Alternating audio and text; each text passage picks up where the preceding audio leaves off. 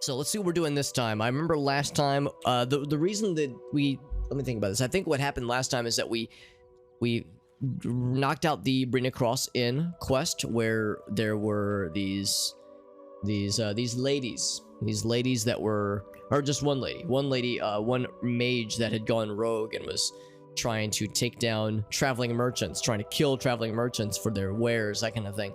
This was a quest for the Mages Guild. We knocked it out, no problem, and we were all gung-ho to turn the quest and be hunky-dory, and then when I exited the inn, the game crashed. And then when so we reloaded, tried exiting the game, exiting the inn again, and venturing out into the road. Then the game crashed a second time, but when the game crashed a second time, it didn't come back.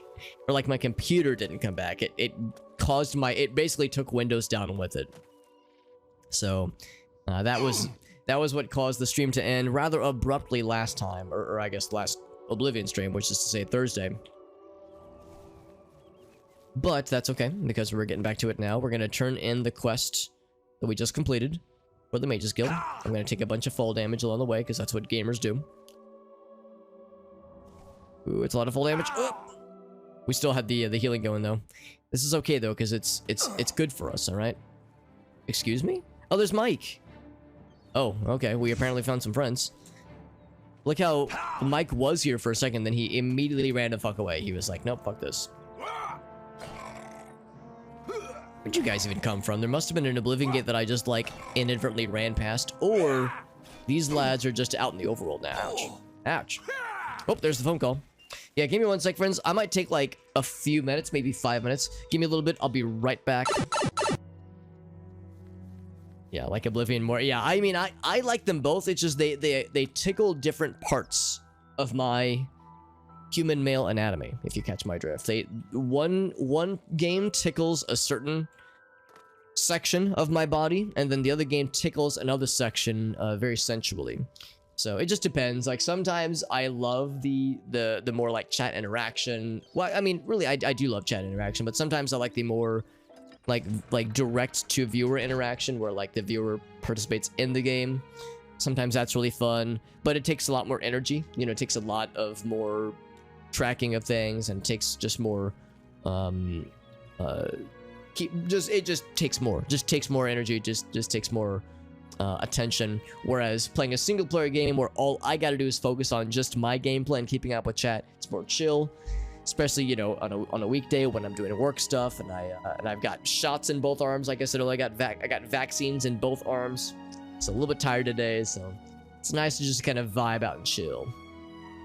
Feeling like poo. I'm sorry to hear that, Johnson. I know you've mentioned before that unfortunately you are based on the health stuff you've mentioned before. It's like there are probably a lot of times where it's like, man, I feel like slight poop right now. So I would like for that to be not the case, but you know. So, that's how it goes. The rogue mage? Has he been found? Rogue mage. Didn't sleep too well because the thunderstorm. That's right, there were some thunderstorms, yeah. Because we would have had some standard rains a couple days ago, so what you got would have been the storms we had previously. The Anvil Mages Guild is proud to follow the example Hannibal Traven sets for us. Mastery and scholarship, free of the dark arts. Very good. I like how the lighting engine in this game causes some NPCs to just glow with this luminescent, this luminescence that is almost blinding at times. It's like, Jesus, lady, turn down your skin. God dang, it's so bright. I need sunglasses to talk to you. Yeah, Johnson had the thunderstorms. There's my mom. Hi, mom. That's my actual mom in the chat. You should all be jealous. I got to hang out with her just a couple of days ago, actually.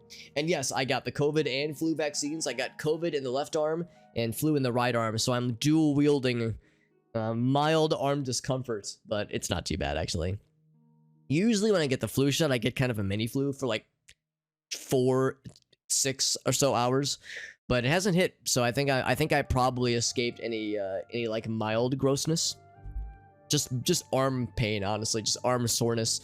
It's not even like soreness, it's just like muscle stiffness is how I would describe it. Like if I move my arms, it hurts a little bit. It's more just kind of like just kind of stiff, and just kind of weird. But it's not painful. And the great thing about streaming is that I'm just sitting at my desk and I'm just chilling. And she's dead. I actually didn't mean to click that. Well, Ariel and Roliand did what needed to be done. No more innocent deaths. At least for now. You have done well enough for yourself. I'll pass along my recommendation to Reminis. Though I must say, I doubt it will do you much good in the end. You'd be surprised how easily they forget about the little people. That's me. I'm the little people. Yeah, I didn't mean to click that, so I clicked that prematurely. But anyway, yeah, it hasn't been too bad, thankfully. But it was nice to just get them done. And although it's a little bit, yeah, uncomfortable right now, it should be okay. I don't think I'll have any problems sleeping tonight or anything. Because of course, the last couple times I would either have like a very mild kind of mini flu for a couple hours, or I would have like super bad arm pain. But neither of which have yet to hit me, so I'm doing alright so far. COVID shots over. Yeah, well, that's usually how it goes. But actually, I would say my flu arm is in more pain right now. Because yeah, previously the COVID shots caused more soreness. But yeah, I would say my flu arm is more sore right now. Gracie had the same thing. My fiance, she actually had the exact same thing last week. She had both COVID vaccines and flu vaccines on both arms on the same day, or on either arms on the same day. And she said her flu arm was more painful for a long time. It sounded like hers was much worse though. She like, because I saw her that day, and she like later in that evening, and she was like, this sucks. Like she was very much uncomfortable. Like, I'm doing all right. It's kind of uncomfortable, but I should be perfectly. Yeah, rip your left arm now. I should be all right. I got the god hand. That's right, family. Yeah, exactly. Got a kitty cat wired wolf. I'm always one to encourage giving kitty cats, especially on your lap, proper attention. Don't have to worry about them later. That's exactly it, Johnson. I just wanted to get it over with. Because I was at one point thinking like, well, maybe I want to do one week and then the other one the other week, but I also like the idea of just ripping the proverbial band-aid off, with which I have two of, by the way. I shut it off earlier, but here's one. I know the microphone's kind of covering it. There's the one on the right arm, and here's the one on the left. So raising my arms up is a little bit painful. Like I mentioned earlier, taking a shower was a little bit rough, because washing my hair wasn't too bad because I can lean my head down and wash that way. But like washing, like doing body wash, like with my, like trying to wash my back was kind of rough, because it was like raising my arms up much more than a certain threshold is unpleasant. But we should be okay. And like I said, I'm just grateful to have it done. So and like I said earlier, if there does come to a point where I start feeling crappy, if my arms start really feeling miserable, then I can just hop off. Since I'm just sitting at my desk and I'm just playing games, like I got both arms like down at mouse and keyboard level, so I don't think I'll have too much trouble. Not only has necromancy been banned from practice in the Mages Guild, but the guild won't deal with anyone who openly uses it. You got a kitty cat perched on your shoulder. Oh, that's so sweet. Perched on the shoulder like a little parrot. Just get them all at once. If you feel, that's a good point. Yeah, if I feel crappy, like if I would feel a little bit crappy with one shot and then a little bit crappy with the other, and so it combined them, and I feel like mega crappy tonight, at least I'm getting it over with, so I'm not prolonging the misery. Going into that Oblivion Gate was an impressive feat of daring do. Daring do. If you're looking for hard to find ingredients, try Lel's quality merchandise outside the walls facing the harbor. It sounds like there are an awful lot of problems at the Bruma Guild Hall. Jean does a poor job of running that place. It was interesting because the place that I went to for both vaccines, while I was waiting, because it was one of those things where you show up and they have you fill out some paperwork and then you wait for a little bit. The place that administered the shot, I'd heard them mention that to another person, that they had all COVID shots have been claimed, which is to say there had been like all appointments that have been claimed for the vaccines. Because I had been hearing that like not a ton of people were interested in getting the latest booster, because obviously the pandemic's been going on for almost 3 years now. So a lot of people are just kind of sick of it and are kind of proverbially washing their hands of it. And, you know, choosing not to really mask up as much, not really worry about the vaccines as much.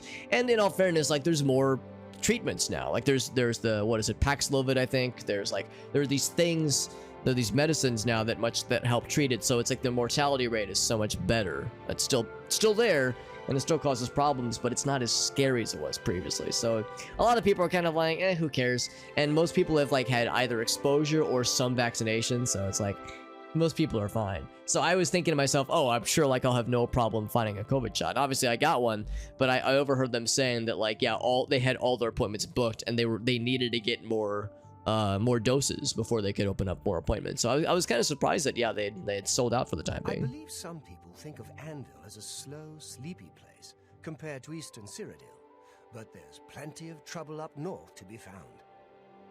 Plenty of trouble up north, he says, perhaps indicating that, yes, up north is Skyrim. We had a whole ass game that's all about the trouble up north. And some skincare. Oh, got a wedding, that's fun. Prepping for the, yeah, you gotta prep for it. I understand, Johnson, I understand. Second and third booster released. Usually don't mask up unless the air is crazy. Yeah, I mean, the thing is, like, obviously if you're outdoors, no need for it. And if a place is well ventilated, it's probably fine. So, like, you know, now that we know more about, you know, how to effectively use masks and like, you know, what are the situations that are truly worth being nervous about. So now that we have like more information about that, it's not as scary as it was previously. Also, I like this freeze frame because we're interacting with this lad. He's moving as he would normally. Look at this fucking guy back here. Fucking shit-eating grin on this man's face. I think he's looking at the imp, little flying imp lad, but the way that we freeze framed on him is just very funny looking. I don't know what Archmage trade. Yeah, we hear the necromancer thing all the time. May I interest you in some of my fine wares? Set up an appointment. Yeah, that's a good point too. And that's the thing too, talking about with your doctor is like pretty much the strat in times of uncertainty. Goodbye. Yeah, Sparky, the little imp friend, and we don't have a way to talk with him. He also has like a little, he has like a unique color palette. He almost has like a shirt and gloves or something. He's a unique little dude. Unique little duder. Boop. Laughing on the inside, but exposing. Maybe that's what it was. He was trying not to. He was trying not to show too much of his bemusement. Some say that Carahill inherited the Anvil Mages Guild chapter from Hannibal Traven, the Archmage. She runs a clean hall, just like Traven did. A clean hall. Looking to see if there's anything else in the Mages Guild, but I think we're pretty much set. We did the big task. What do you want? Carahill doesn't have anything else for us, so we got the recommendation and we got the quest turned in, so we're in good shape. What else do we have left in Anvil? Because I feel like we are probably running out of things to do in here. Thought he had cat ears with like with that hair shape that he had. I think his character would be even more entertaining if he did have cat ears. I would be very much down for this. Or a wired wolf, the cat that you were snuggling with has infected your brain, and now you are seeing cat ears on figures where they wouldn't otherwise belong. So it is the infection is taking hold, all according to plan. But otherwise, so yeah, Allies for Bruma is still ongoing. Oh, we need to sleep here, right? We'll probably do this either next stream or maybe the end of this stream, but that would force us to level, I think. Do I have a level queued up? I do. So I don't want to level too quickly, because as we all know, that can cause problems. This will be a big project, or a big side quest, that is, so I want to hold off on the pilgrimage for now. I want to wait until after we do like more Thieves Guild things. Speaking of which, we have something for the Fighters Guild here. There's Umbacano, the Collector, Dark Brotherhood right here in Shaden Hall. And then what else? Destruction Training, Light Armor Training. Leowin will be Thieves Guild. And then what else? What are the Divines? That's Secretor, which we'll do after the Gathering Allies for Bruma. So yeah, I don't think we have anything else at the moment for Anvil.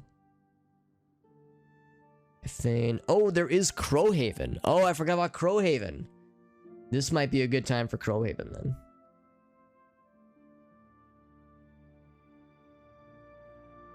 Listen, right here. Yeah. Because this is as close as we're gonna get to Crowhaven for a minute, obviously.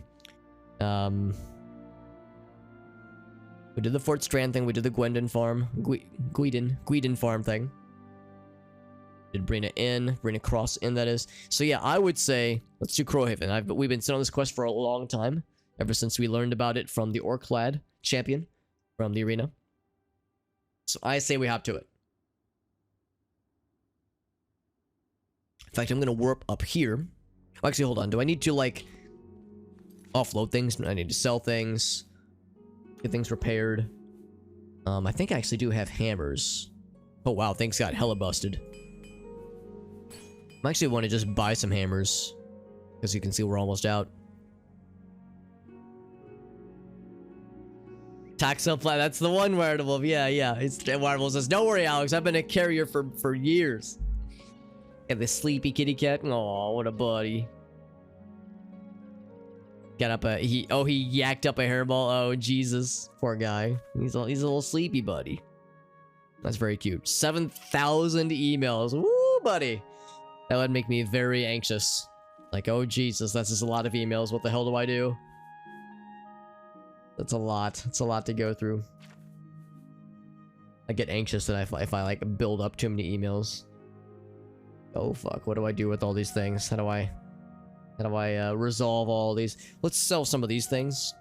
And then we will... Actually, I guess Fighters Guild would have some repair hammers for us. Let's just grab these real quick. The character screen, yes. This happy, bloated purple lad. He is iconic. See if you guys have repair hammers for me. I could always buy them, but it's the Fighters Guild and, you know, everything is shared. Hello.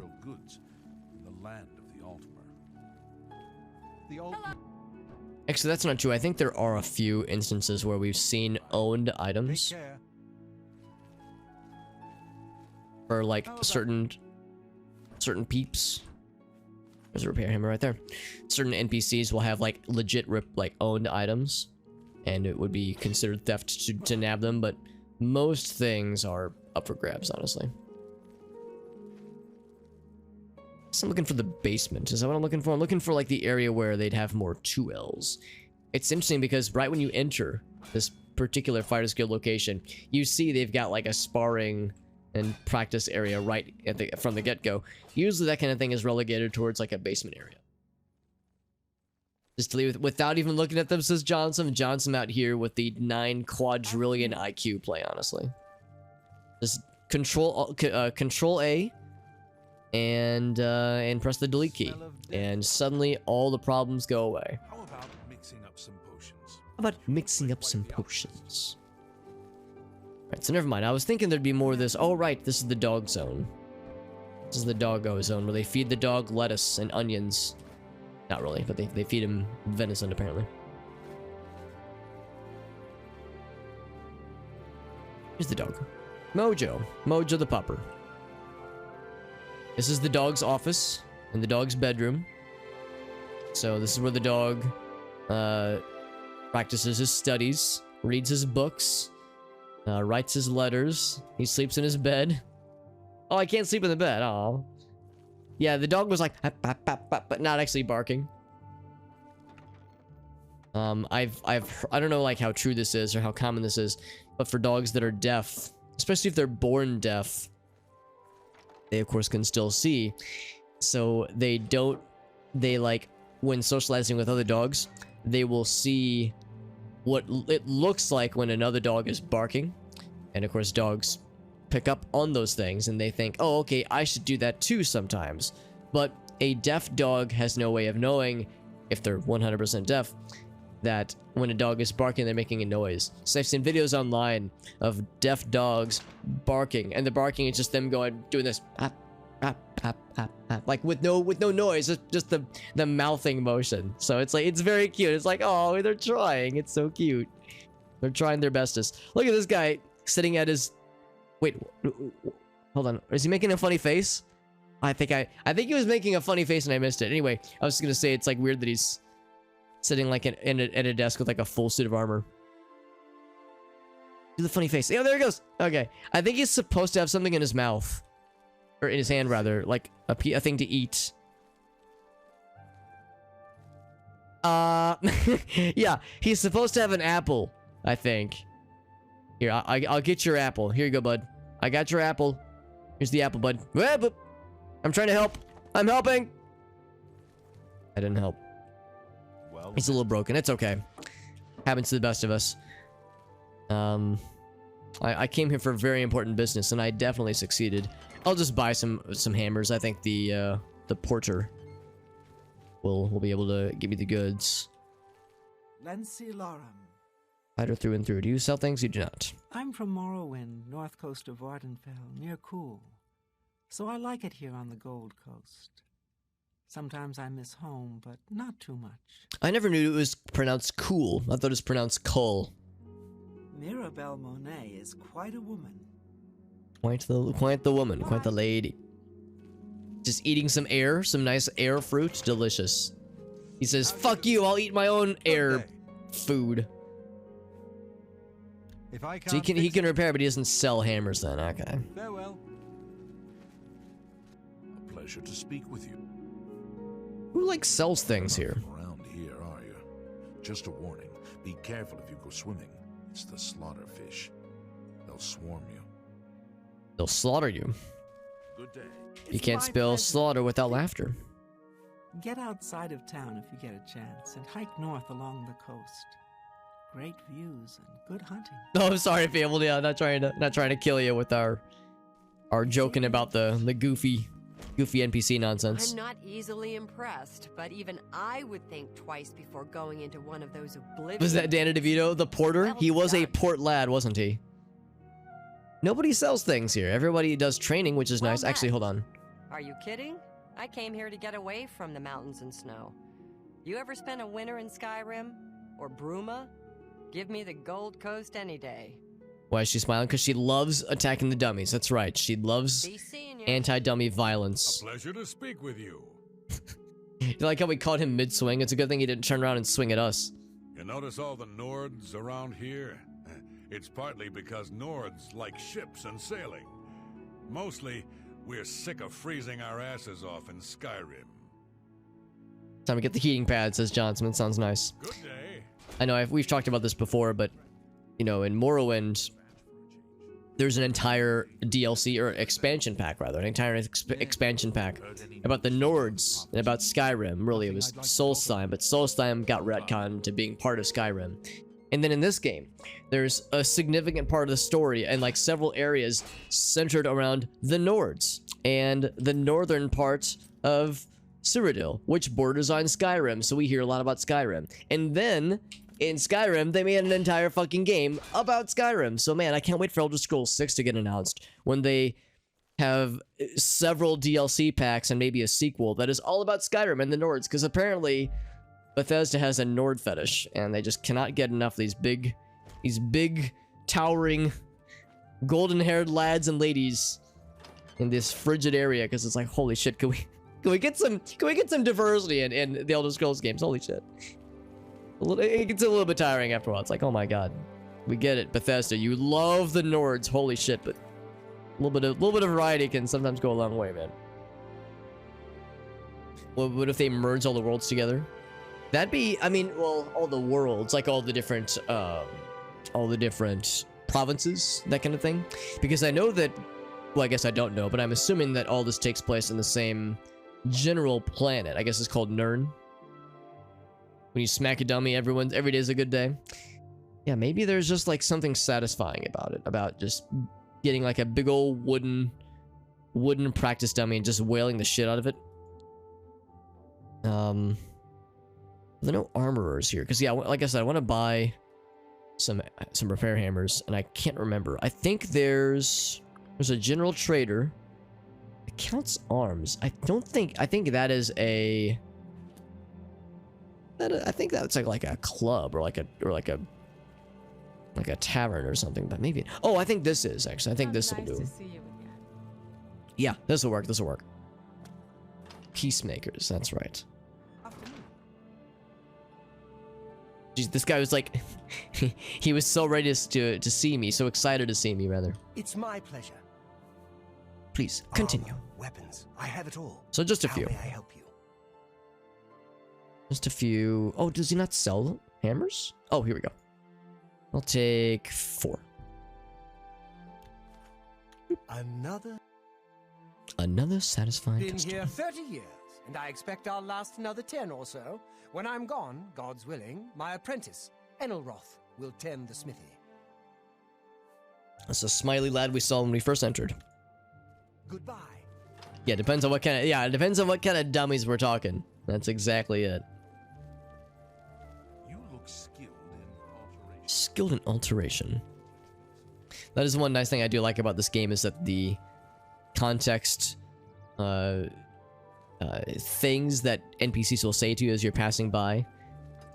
I mean, you had some of this in Morrowind. If you had a disease, they would, like, some NPCs would be like, "Oh, please don't get near me. I don't want to catch what you catch." Or sometimes, if you've committed a crime, they'll be like, "Hey, man, I won't tell the cops. You know, I won't tell the guards as long as you keep it chill around here." So sometimes you would get some NPC comments that were like relevant to your immediate situation. But I like how in this game they've upped the ante, and now they do things like, yeah, they see what kinds of things you've been using lately, what kinds of skills you've been using, and they'll make comments on that. Me feel safer. So it's kind of fun. Anvil's a port town. That's why you'll see items here you won't find in the Imperial City. The captains keep an eye out for special items for me. Special items. Have a look around. You won't I got find a few better things to sell you, prices in homie. all Tamriel. Armor, alchemy, and security. There's no armor like bonus for this, but it's there, which is kind of cool. So yeah, I wanted to sell a few things. Things that nobody else would want to buy from me, or a few other people would want to buy from me. So I don't think we need this many void salts to sell a bunch of those. Keep those.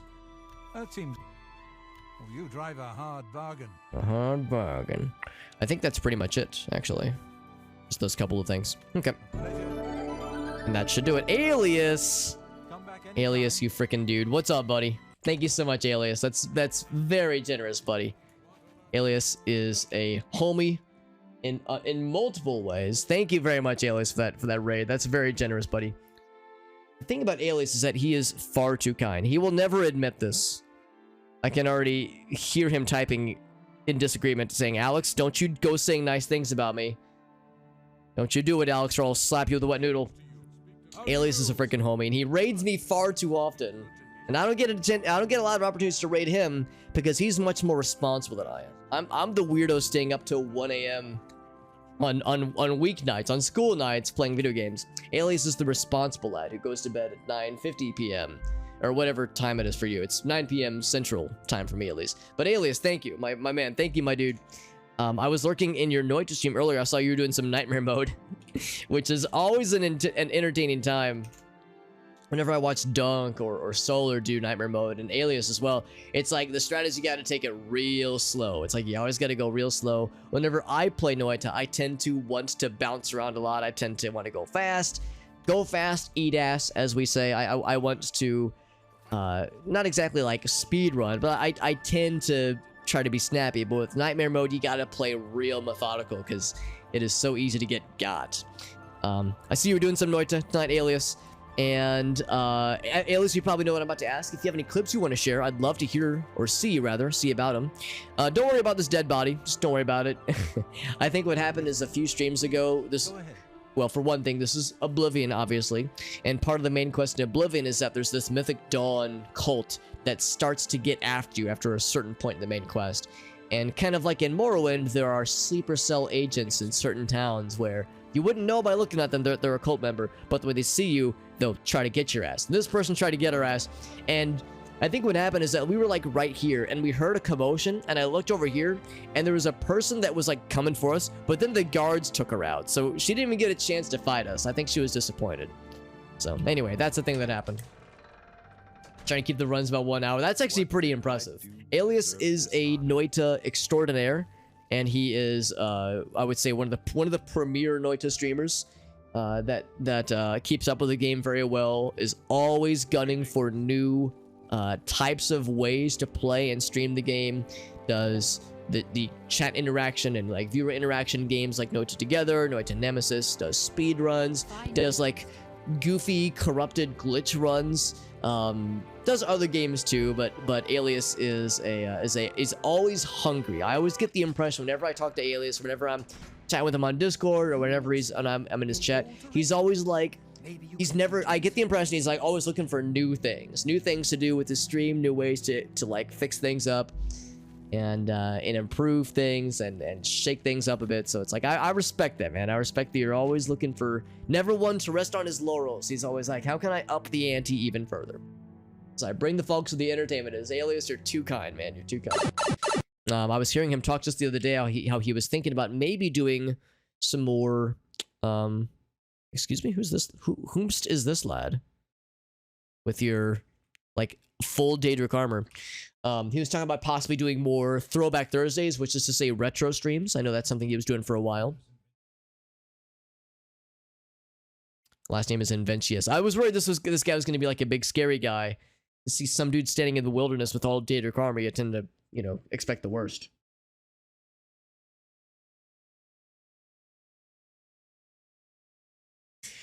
As many of you probably have already figured out, we're playing Oblivion tonight. This is actually, I'm in the midst of my first ever Oblivion playthrough, so this is all pretty new to me. We've been playing for a bit, though. We're pretty far into the main quest. We still got a lot of other quest things to do. We have a lot of Fighters Guild activities left. Mages Guild, Thieves Guild, Dark Brotherhood. I mean, we're trying to do it all, obviously. We got the DLC to do as well. Got a lot of stuff, so we're going to be quite busy with this game for a bit.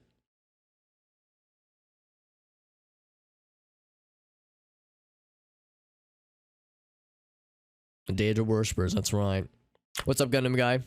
The giant, yeah, dude. Alias is a homie. Like I said, Alias is a very kind lad. He's a much more responsible lad than I am, who goes to bed at normal business hours.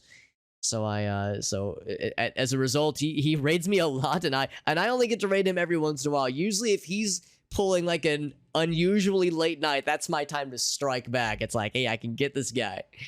Like in those Elden Ring streams, he went like 12, 13 hours and then regretted the next day. Those were my times, man. Those are my times to shine, bud. Some chess and then some Terraria. Dude, that's so cool. I know Solar and Dunk have both been getting in on the Terraria. And I actually just, last week actually, just edited a Terraria video together from last year. Me and some of my friends had played through. So I've had Terraria on the mind lately. So it's kind of fun seeing the Terraria meta entering into the fray, so that makes me happy to see, bud. Oh, the game is muted. Thank you, Wired Wolf. Yes, you're correct. You're very correct. Forgot to unmute. Happens all the time, more than I want to admit. Yeah, some retro time, some Spelunky too, some Temp. Oh yeah, Temtem had its 1.0 release recently. That's exciting.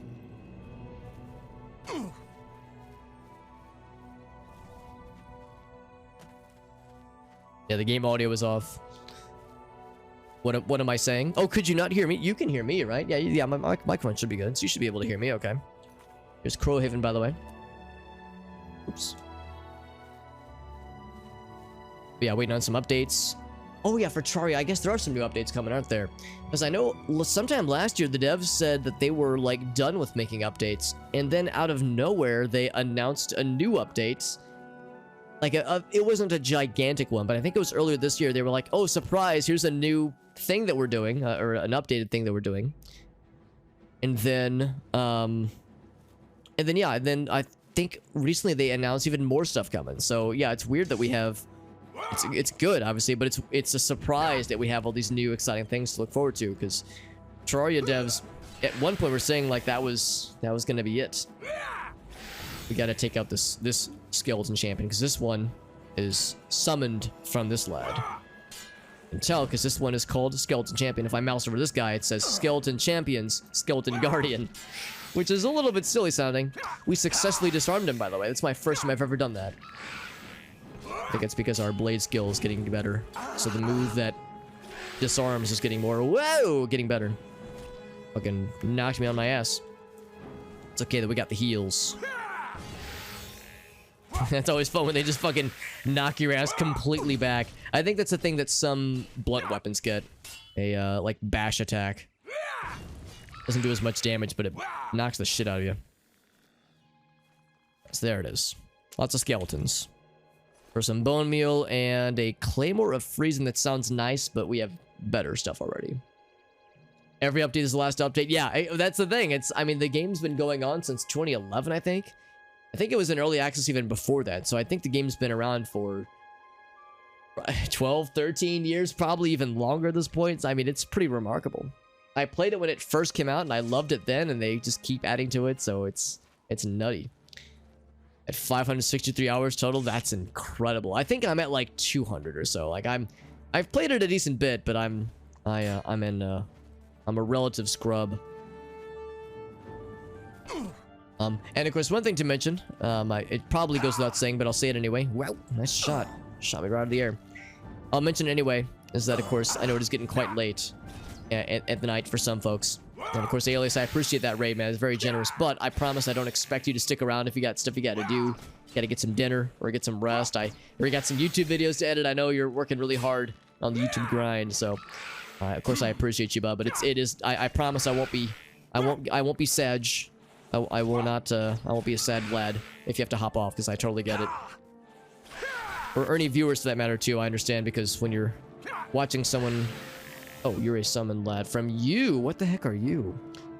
I understand that, like, you know, if I'm watching someone and they hop off and they raid somebody, it's like sometimes I'm like, you know, I'm tired. It's like I need to get my business taken care of too. So it's like I might stick around for the raid for a little bit, but usually I got other stuff I gotta tend to. Of course, you would absorb my lightning, wouldn't you? Like how he's turning the other way and still casting spells in our general direction. If anybody's curious, you could probably ascertain that our character is a spellcaster. Well, Alex, if you're a spellcaster, why are you primarily using melee weapons? Well, it's because we've maxed out our destruction skill. So our destruction skill is at 100. We have other things to max it out beyond 100. You can see we're leveled master with destruction. So we can't level anymore, but we do have a long way to go for blade skills. So I have less to learn using destruction, but I have a lot to learn still with blades. So that's like I'm defaulting to melee weapons a lot. The skeleton, yes, that was the skeleton inside of the skeleton. That's the skeleton's bones escaping from its body. Oh, that was for Temtem, Alias. Dang, now that is impressive, because let's think about this. Temtem came out like 2 years ago in early access. So over 500 hours in Temtem in just a couple years. That is remarkable. So I'd be willing to bet you're probably like pretty gosh darn experienced with the game, man. And guys, this has got a root canal. That is not fun, bud. I've never had a root canal, but my mom has had a few, and I have a couple friends that have had them. I'll probably need one eventually in life, just because I inherited my mother's orthodontic situation. So like I'm all right, obviously, and I brush my teeth and whatnot, but there are sometimes genetic predispositions to these things. Some slow cooker chicken, that sounds delightful. Yeah, like I said, man, Alias is a homie. I always his streams are always chill. He's got like a pleasant voice. He has a nice variety of games that he plays alongside his main things that he streams. So Alias is one of those really good examples of a streamer that I very much look up to. I'm pretty sure I'm older than he is, but like, you know, I look up to him a lot with how he creates his content, how he contents his creation is what I was about to say. How he creates his content, how he runs the show there, like how he runs his stream. And I've mentioned this with like Gruelvana and CD and a bunch of our streamer friends we have here, where it's like, I never want to like, you know, copy what they do or mimic what they do, but I very much see it as a point of inspiration, where it's like, you know, what are things that they do that I appreciate that I can put my own spin on, but like things that I can use as ingredients for the melting pot that is the streaming experience. So Alias is a good dude, and always has great clips to share. Always like the Noita stuff, especially, is always so fun. Do you like how he became a very mild pincushion, by the way, during that little encounter? What I want to figure out is how he was. We were like fighting the dude. I think at one point we were jumping and he was shooting us out of the air at one point. But I want to figure out how he managed to shoot this vector right here, this guy right here, that went like through our neck or through our ear, I think. How did he land that shot, man? And this one here, it went like, it came down into our shoulder from this angle. So, you know, my arms are kind of sore today because I had 2 vaccines. flu shot and COVID shot. But I think this man's probably experiencing a bit more discomfort than I am. So let's remove what we can. Look at that. Our gauntlets already got, by the way. That didn't take long, did it? The good news, though, is that we are building up our armor skill, so... Little by little, we're getting there. Just a few arrows beat you. I think you're probably right. I think they might have got us a little bit. We look like we shouldn't be alive. Yeah, well, also, with a face and a skull that is shaped the way that it is, there's probably many things that that buck tradition of how a humanoid person should look. But here we are in Crowhaven, and we are here to find intel about the champion at the Imperial Arena. Agronak Grommalog, who wants proof of his noble birthright. He said that he recently found that he has like royal heritage in his blood, but nobody believes him. And apparently there's something here that will have evidence of his noble heritage. And if we can find that for him, it will open up more opportunities, etc., etc. So we're gonna help that. See if we can get this for this lad, because he seems like a pretty chill dude. The only downside is that he, of course, is the arena champion, and when we go in for the arena ourselves, we'll probably have to fight him. He seems like a nice guy, so it's like, I don't want to... I want to do nice things for him, but I also eventually have to fight him, I think, which... We'll cross that bridge when we get there, I suppose. The repair hammer to add to the pot. Of course, we found the entrance to the keep, which is good, but I kind of want to poke around for a little bit and see if there's other treasure caches to find out here. Sometimes you'll find Nirnroot. Sometimes you'll find additional treasure chests, like this one, with some little trinkets in it. Every once in a while, you'll find something like really special. There was an instance, I want to say last stream, where it was one of these kinds of situations. I was like just hopping around out here in like the outskirts of like the top of a keep, just putzing around, just jumping around like a goof for the heck of it, just because it looks nice out here and it's nice to admire the views sometimes. And at one point we found a small little bag like in one of these kinds of top outskirts areas along the kind of the border of the tower top portions, like right here. It was like kind of tucked right here, little bag with a note inside of it and a few potions. And the note just said like something to the effect of, here's your reward for exploring so well, or something like that. So it's like the game very much rewards you sometimes for exploring and for going off the beaten path sometimes. Not always. A lot of times it's kind of a waste of your time, but still sometimes you'll find some fun things, some Easter eggs and such. 2 streams ago we found there was a bridge and there was a highwayman guarding the bridge, which is to say somebody trying to shake people down for money. We took him down no problem, but as we were crossing the bridge, we noticed there was a drowned troll in the water underneath the bridge. It was a legit bridge troll, as it were, but the troll had been drowned, floating in the water, and on his person was a note that said he was sad because he was unable to scare enough people. As a troll bridge, he wasn't intimidating enough, and he had like 12 bottles of wine on his person, so he like got drunk and fell off the bridge, and that was how he met his end. So a sad little bridge troll, just goofy shit like that, man. So anyway, let's look for this crazy cool place. It used to have noble trappings, they say. Now it just has scary evil trappings. Presence of evil is unmistakable. That's right. We got the burned tomato. What's up, Apalama? Apalama already knows what's up. We got the, well-roasted, sad and bruised tomato. We're known for many things, and that's one of them. In fact, I should really be using third-person mode more frequently so that we get to really appreciate how bruised and deep-fried we are. Also, wolf lads. Not what I was expecting to see. Usually pretty easy to take out. I usually like to do first-person mode for combat. Obviously, especially ranged combat.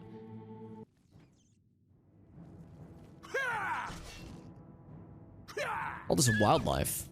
I'm used to finding, like, you know, the big scary things. I'm used to finding minotaurs and the more top tier scary enemies, will-o-the-wisps and yeah, minotaurs and ogres, big things and big creatures. So finding wolves and rats is actually kind of a nice change of pace, because the bigger, scarier enemies are a lot to bring down. They are usually a pain in the ass, to put it nicely. Like a lot of HP. Thing in here? This would be another nice little instance of a area where little hidden treasure caches could be. And maybe be one over there too, but that looks harder to reach. We have pretty darn good acrobatics. I've been working off stream on some updates to my mods that I made for Morrowind, and they're actually coming along pretty swimmingly. I think I'm nearing the end of like the big things I need to figure out for my mods that I have made that I'm updating. So once I've like figured out how I want to implement my fixes, I will then implement them. But implementing them will take a long time, because like for one of the mods in particular, there's a lot of scripts and a lot of items that need to be updated. The lootable spellbooks mod specifically. So it's like it'll just take time to make the updates happen. But there's skulls up there, by the way. Nothing else, I don't think, though. So it'll take time to implement it, but like once I know what needs to be done, it'll just be a matter of just spending the time to do it. But anyway, while I have been going through this process of figuring out what I want to do with these mods for Morrowind, I've been playing some Morrowind off stream, playtesting things, and you know, just running through a couple things. And I'm already stricken with, for better or for worse, the different ways in which these games play, because again, Morrowind is a great game, but it's a very slow game. And I mean that literally, like, character movement is real slow, and jumping. Like in this game, I've got a pretty good acrobatics. Our acrobatics skill is not athletics. Athletics is running. Acrobatics is 69. Nice. That's a pretty nice score. But it's not like amazing. It's not like level 90 or 80, but like 69 is good. We can hit the ceiling. A level 69 acrobatics in Morrowind would be maybe half of this. You maybe would be able to reach half the ceiling. I think at level 100 acrobatics, you could probably touch the ceiling in Morrowind. So it is, like, it's noteworthy, to me at least. Just how, like, the scale of the games are so different. What's up, Kapiksa? Good to see you, bud. 75 is good spike. Good spike. Do you mean like you get like a cool new ability when you do get acrobatics leveled up to 75?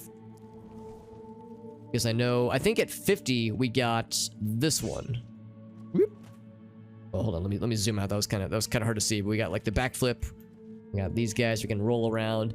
And I never use these skills because I tend to like be very stoic when we're fighting something in melee. I tend to like hold my ground. I don't usually need to like tumble around them or have much desire to. But it's a cool thing that we unlocked. I just never use it, unfortunately. I've been very boring in that sense when it comes to melee combat. It's the Dark Souls. Yeah, that's what I thought when I first saw it. It's a fast roll. The always desired fast roll. I think isn't there a backflip thing? There's like a weapon or something you can get that does give you different kinds of dodges. And I thought one of them was some kind of either forward flip or backflip. So we have that as well.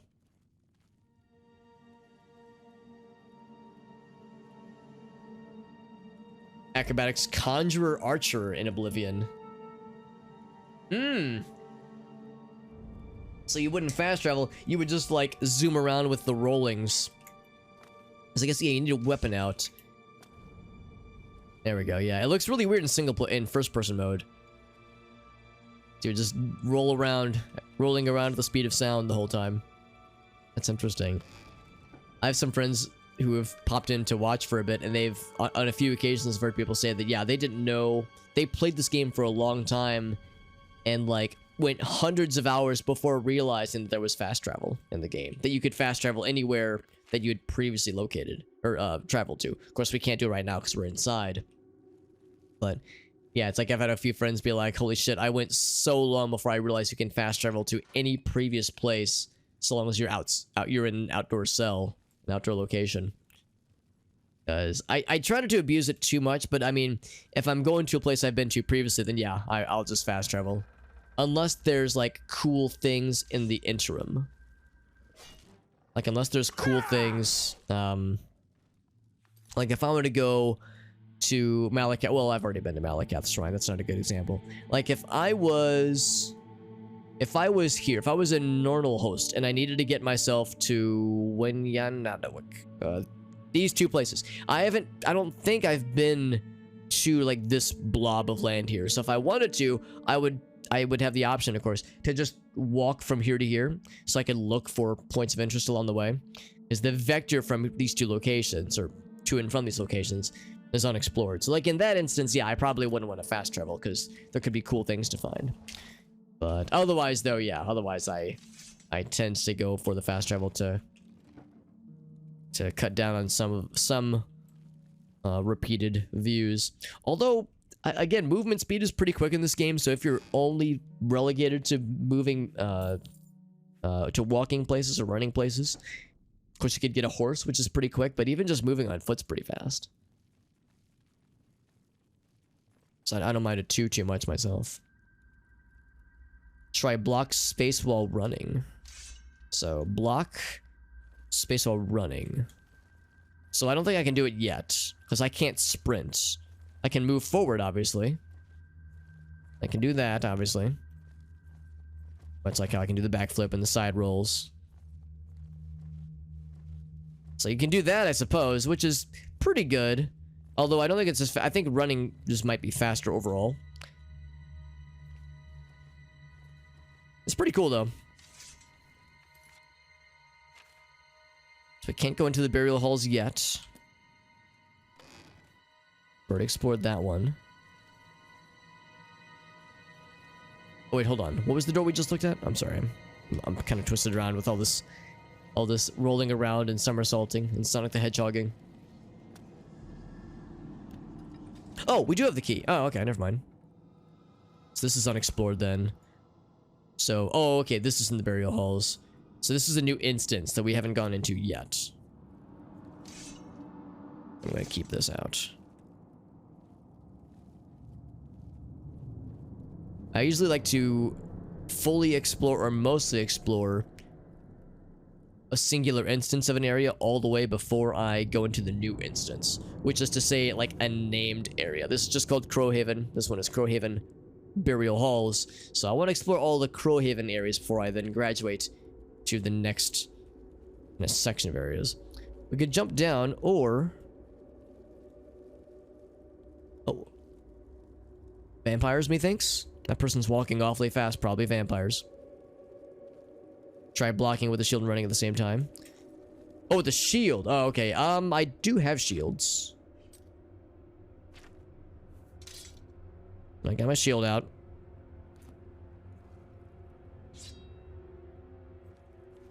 So I still can't run. I still can't run with while I'm blocking. But there's that still. So that's still the same. So it seems pretty samesies. Unless you press them both at the exact same time, so like shift and right click. Yeah, I can't get it to happen. So if there's something that's supposed to happen. Who's there? If there's something that's supposed to happen, it might be because I don't have a good enough acrobatics or athletics skill, maybe.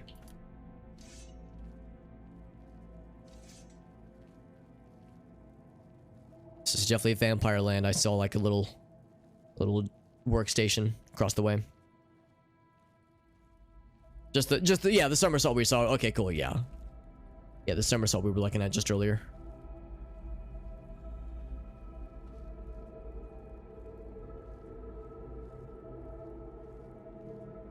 I'm successfully sneaky, then we'll be able to sneak upon them without them hearing us as we approach. This guy's gonna get got. He's real fast. I don't think I'll be able to sneak up on him before he realizes what I'm up to.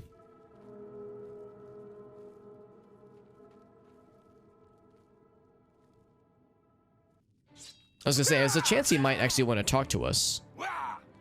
But he's not interested in talking. he is absolutely a vampire because normal NPCs don't move that fast. He had a name. He was a named lad with a cool amulet. Lord Leviticus. Lord Leviticus. With his vampire dust. Wait, what was that amulet? I wasn't paying attention. Oh, it's not magic. Never mind. I thought it was fancy. Right mouse button in space. I don't know what it is by default. For me, it's hold on, let me double check. So block, shift. So shift is running, is sprinting, that is, and then space is jump. So yeah. So if I want, so the somersault, yeah, I'm right click, and then I'm just holding W, and then I'm hitting the space bar. So nice and easy. Quirky teacher, good to see you, bud. A running bash while you hold your... Oh, that's kind of cool. So they added some like new special moves in Skyrim. That's kind of cool. I'm not surprised because I've heard people say there's some like really cool combat abilities that they very much added in Skyrim to mix things up. Because in this game they added some pretty cool moves. There's like, you learn how to disarm. We actually did that earlier today for the first time. You can disarm bad guys with a certain attack with swords, which is kind of neat. There's a special attack for, I think, maces where you knock a bad guy in their ass. It's like a bash attack where you just knock them over, which is really cool. So you have to like level into getting these skills. You don't just have them out of the starting gate, but still, it's pretty neat. But again, I'm from Morrowind times where there were no such things as special attack. You had chop, stab, and swing, and that was it. That was all we had, and them's were the good old days. Good old days where the special moves were which of the 3 attack styles do I want to go for, and do I want to like charge it up all the way, or do I want to just go fast? And that was about it. Also, I think this vampire was a dentist in his living years, because you see the calipers and some blood in the box here. I don't see a dentist table out specifically, but that is clearly what this was used for. Of course, a vampire, I guess, would have an ulterior motive when it comes to wanting to be a dentist and pulling teeth and all that jazz, because it can get messy sometimes. That was York's father. Well, I mean, it was self-defense. In my defense. Of course, I was kind of trespassing, so I guess I can't say I blame him. Daedric arrows. Yeah, I'll take those. I'll sell them. Here we go. Here we go. This is probably it. This is probably exactly what we're looking for.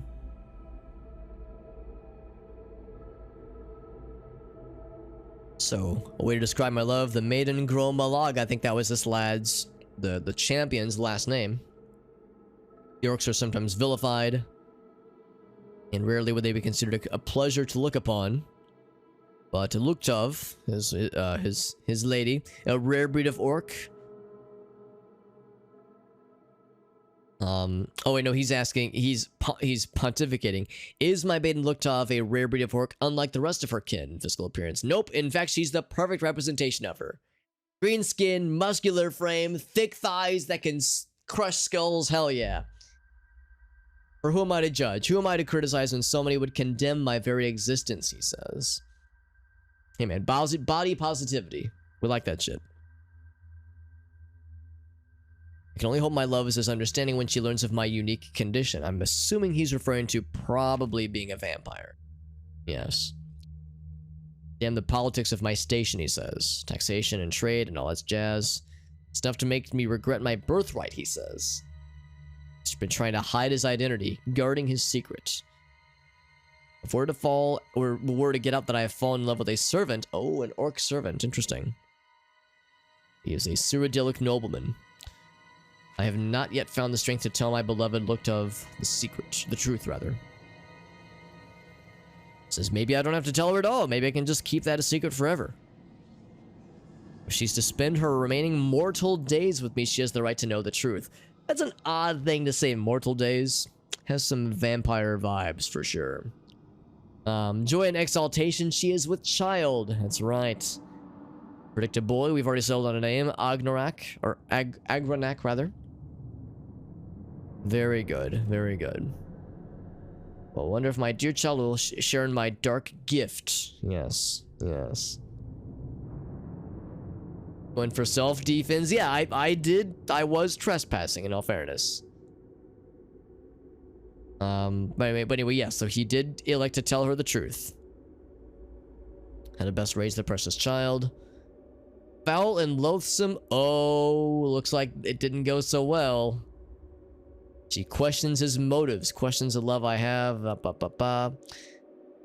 When she learned the truth that I, Lord Leviticus, am no longer human, walks Tamriel as a vampire. Yep, there it is. 200 years. Perhaps I should have proven her right, he says. Maybe I should have drained her dry when I had the... Damn, dude, how quickly these things change. I thought this guy was a homie. That is some non-homie language right there. God dang. God dang, what a twist. It's an interesting storyline, says Corky. It's compelling for sure. He says, I loved her. I wanted nothing more than to bring our baby into this world, embrace being a father, all that jazz. Hopefully she comes to her senses. We can have a rational discussion, etc., etc. And now he's been imprisoned in his own home. Entry 1? Or maybe it's entry 7. Probably entry 7. So looked to have locked me in my own private chambers. Tried to escape with her child. That's, yeah, there it is. There it is. Means to keep my baby from me. When I'm free, I'll find the traitorous. Oh, yeah. Ooh, that's a little rough. That's a little rough. So he's been stuck there for 2 weeks. Tries I'm out. I cannot free myself. Cannot breach the doors. If I can't get out, I'm gonna go mad. And then in entry 9, he went mad, all right. He went mad, all right. And then entry 10, I have no more words. Only ellipses. What's up, CD? I know. It was like, dude, like this guy was saying, like, hey, man, people are dogging on orcs for having the green skin and being muscular. I think that's beautiful. That's some body positivity language you'd love to see. And then, yeah, sometime later, and then we're talking about some spicy language, dude. Well, we'll take this with us. This is probably the evidence that we sought because it names Agranak by name, and obviously the surname as well. So that is it. Proves he was the spawn of a vampire. That explains why the orc has a pale complexion, perhaps. Not happy to hear it, but it is proof indeed of his nobility. So there it is. There it is. Don't give him the evidence, Gundam Guy. Well, Gundam Guy, I hate to say this, but I'm trying to avoid spoilers, and I was going to give him the evidence before I read that. So I'm gonna pretend I didn't read that because I'm gonna give it to him. But yeah, it's like that's one of those where it's like I totally get it. I see where there could be two approaches here. The approach that says lie to him and be like, oh, I couldn't find anything, or I did find something and it's, you know, inconsequential, or it's boring, you wouldn't want to read it, or the truth can set us free. So I'll go over that second approach. Hey, what's up, Farside? Yeah, it's an interesting quest. I'm liking it for sure. See if there's anything else around here. My torch just burnt out. There's one more chest.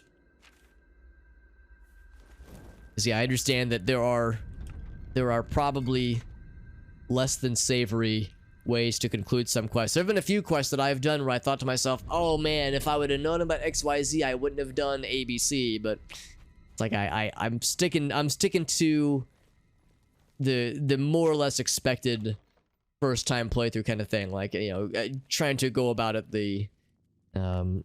in such a way that the game expects, or at least most people would probably go for. Also, he was saying how he was hungry for blood, and again, there's these calipers with blood in them. Was he like, vampires can't feed off of their own blood? That wouldn't make sense. So like, it begs the question of what exactly he was feeding off of. There were wolves, there were, well, skeletons on the outside. Skeletons probably don't have a lot of tasty blood in them.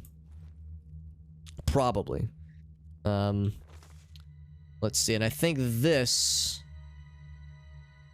is one we've seen before. I don't think this is like a specific letter that this guy wrote. Maybe it is, but I feel like this is a letter, like a generic letter we've seen previously. Although it's relevant because, yes, part of him maybe yearned for her still, but I think the other part of him was yearning for vengeance, perhaps, and being denied what he felt was rightfully his. Think it was feeding off the animals? I guess I don't know. I guess I don't know how vampires work, if vampires need specifically human blood, or if any old blood will do. Because if I was thinking there'd be more dead animals if he was feeding off of them. Unless they were like vampire animals, vampire wolves, vampire rats. But it would explain it though. There's the burial chamber still, so we're not actually done here. We have more to explore. Not a ton more, I don't think, but more indeed. Let's go this way. We still have our key, obviously. It's unlocked anyway. Alright, well, prepare for skeletons. In fact, I'm gonna save. Boop. That's not a skeleton at all. That is a presumed humanoid thing. Maybe a necromancer. Maybe a vampire of some variety. He's definitely would be aggro to us when he sees us. See if I can get around to him.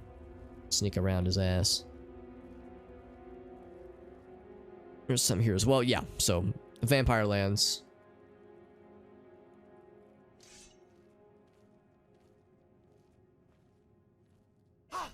Vampire Nightblade. Yep, sure enough.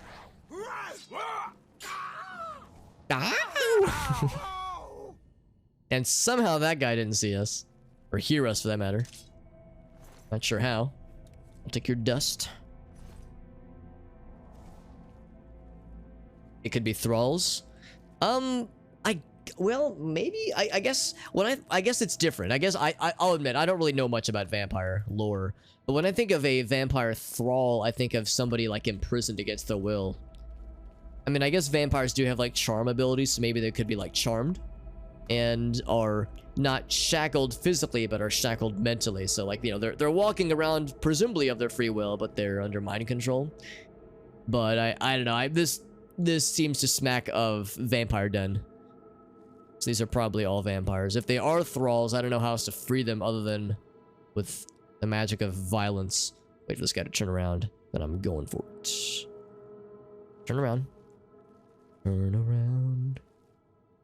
Oh, it's coming right for me. I'm trying to be a sneaky snake.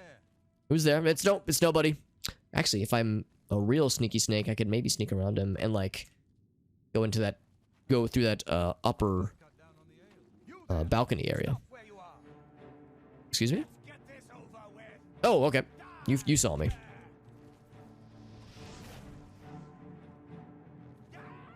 So that was actually surprising. He didn't take a crap ton of damage like I was expecting. He's definitely a vampire. He's got the powdered donut sugar on his mouth, around his face.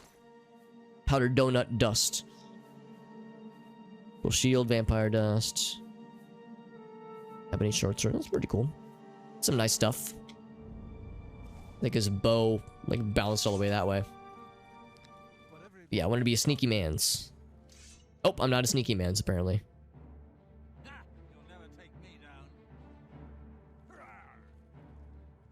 And that guy saw me. Whoop. That's right. Melee only now, bitches. Oh, he gave me the vampire common cold. That's okay. We can rid ourselves of it quite easily. Your disease, bam. They are brain. Yeah, I figured if we, I don't think I've ever found a vampire thrall in any Elder Scrolls game. So I mean, maybe they're in Skyrim, but we've yet to see them in this game, and I don't think I've seen them in Morrowind either. But yeah, I'm guessing there'd be no way to free them other than with casting sword upon their faces. Yeah, there's calm. Yeah, exactly. You can calm, but that's temporary, obviously. Can only do so much. I did cure myself, didn't I? I wasn't paying attention. Fortify. Yeah. It'd be weak to fire. Or not weak to fire, but there'd be obvious downsides. They're in Skyrim? Okay, yeah. Because yeah, I was gonna say, we haven't seen them yet in this game. And I played a lot of Morrowind, so I think I would have seen it there. There's this little glass bow. Very nice. With little trinkets and baubles.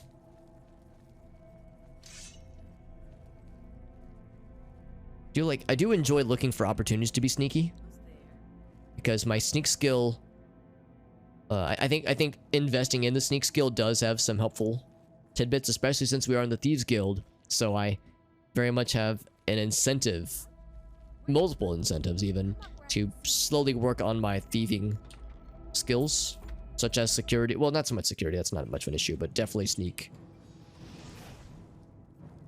Got one of them. With his ebony cuirass, he thinks he's so cool. As I say, the other one is somewhere nearby. Oh, that's cool. Look, yeah, hit me with the glass sword, so like the red of the blood stands out very obviously. He gave me the goods, or she gave me the goods. So I'll give her the deads. So I'm gonna see if I can disarm her like I disarmed that skeleton earlier. I think you hold right and then swing. Clang. Oh, that works too. Thump. So heal up. And then disease down. Heal up and then disease remove. Healing potion, vampire dust, yes please. Mr. Ebony Cuirass and glass dagger. Boop, boop,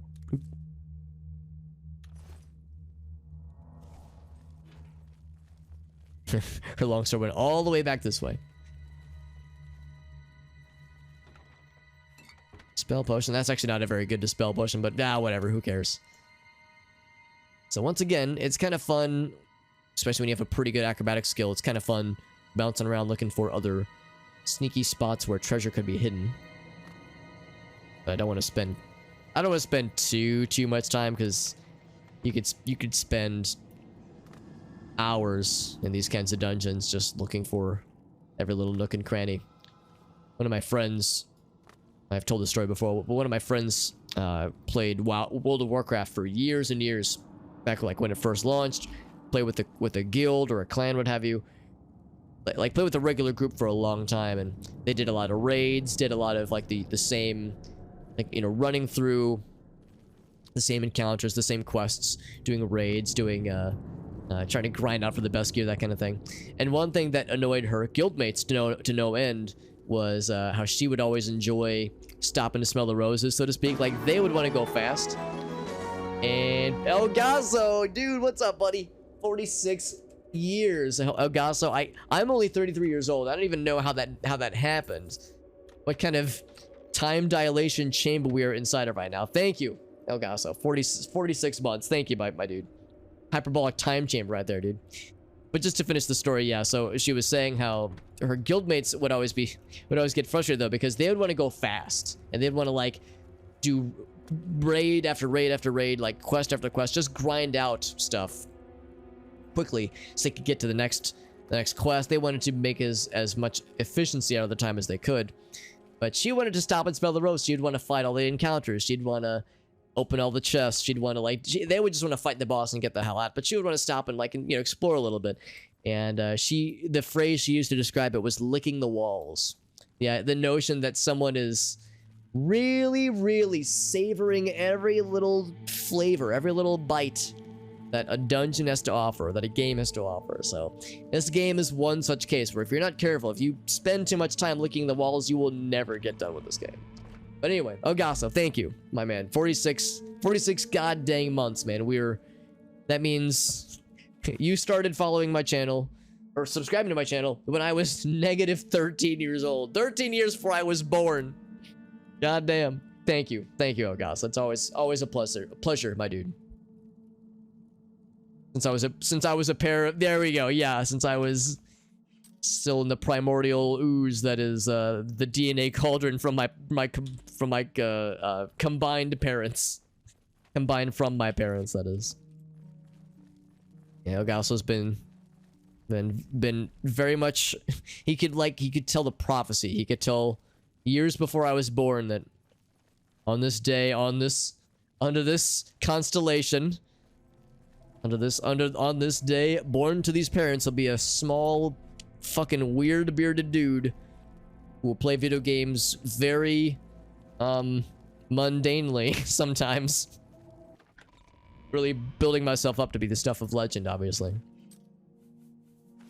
He'll play EDF that one time though. He'll play EDF 4.1 and he'll be gaming, and that'll be the time where I'll show up and fulfill my part of the prophecy.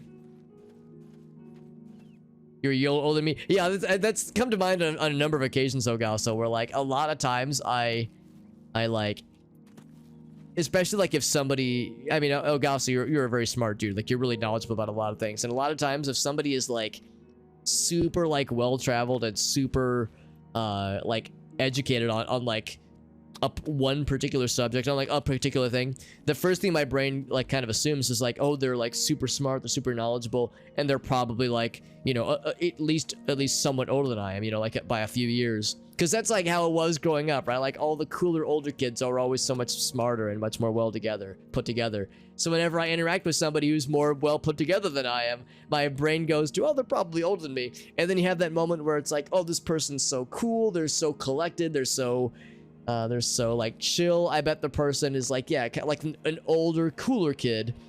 And then they're like, oh yeah, I'm 25, and it's like, oh god, I'm 33. I have no excuse. I have no excuse for being such a dweeb. Ew.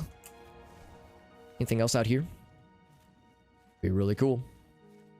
Quirky says, Alex, you're making me feel old. I don't mean to. I don't mean to.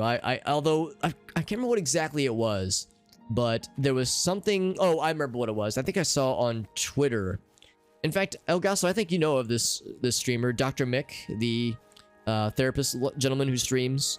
He like just streams video games, and he doesn't like stream his therapy sessions, but he does like just generally talk about mental health things and psychology things in general.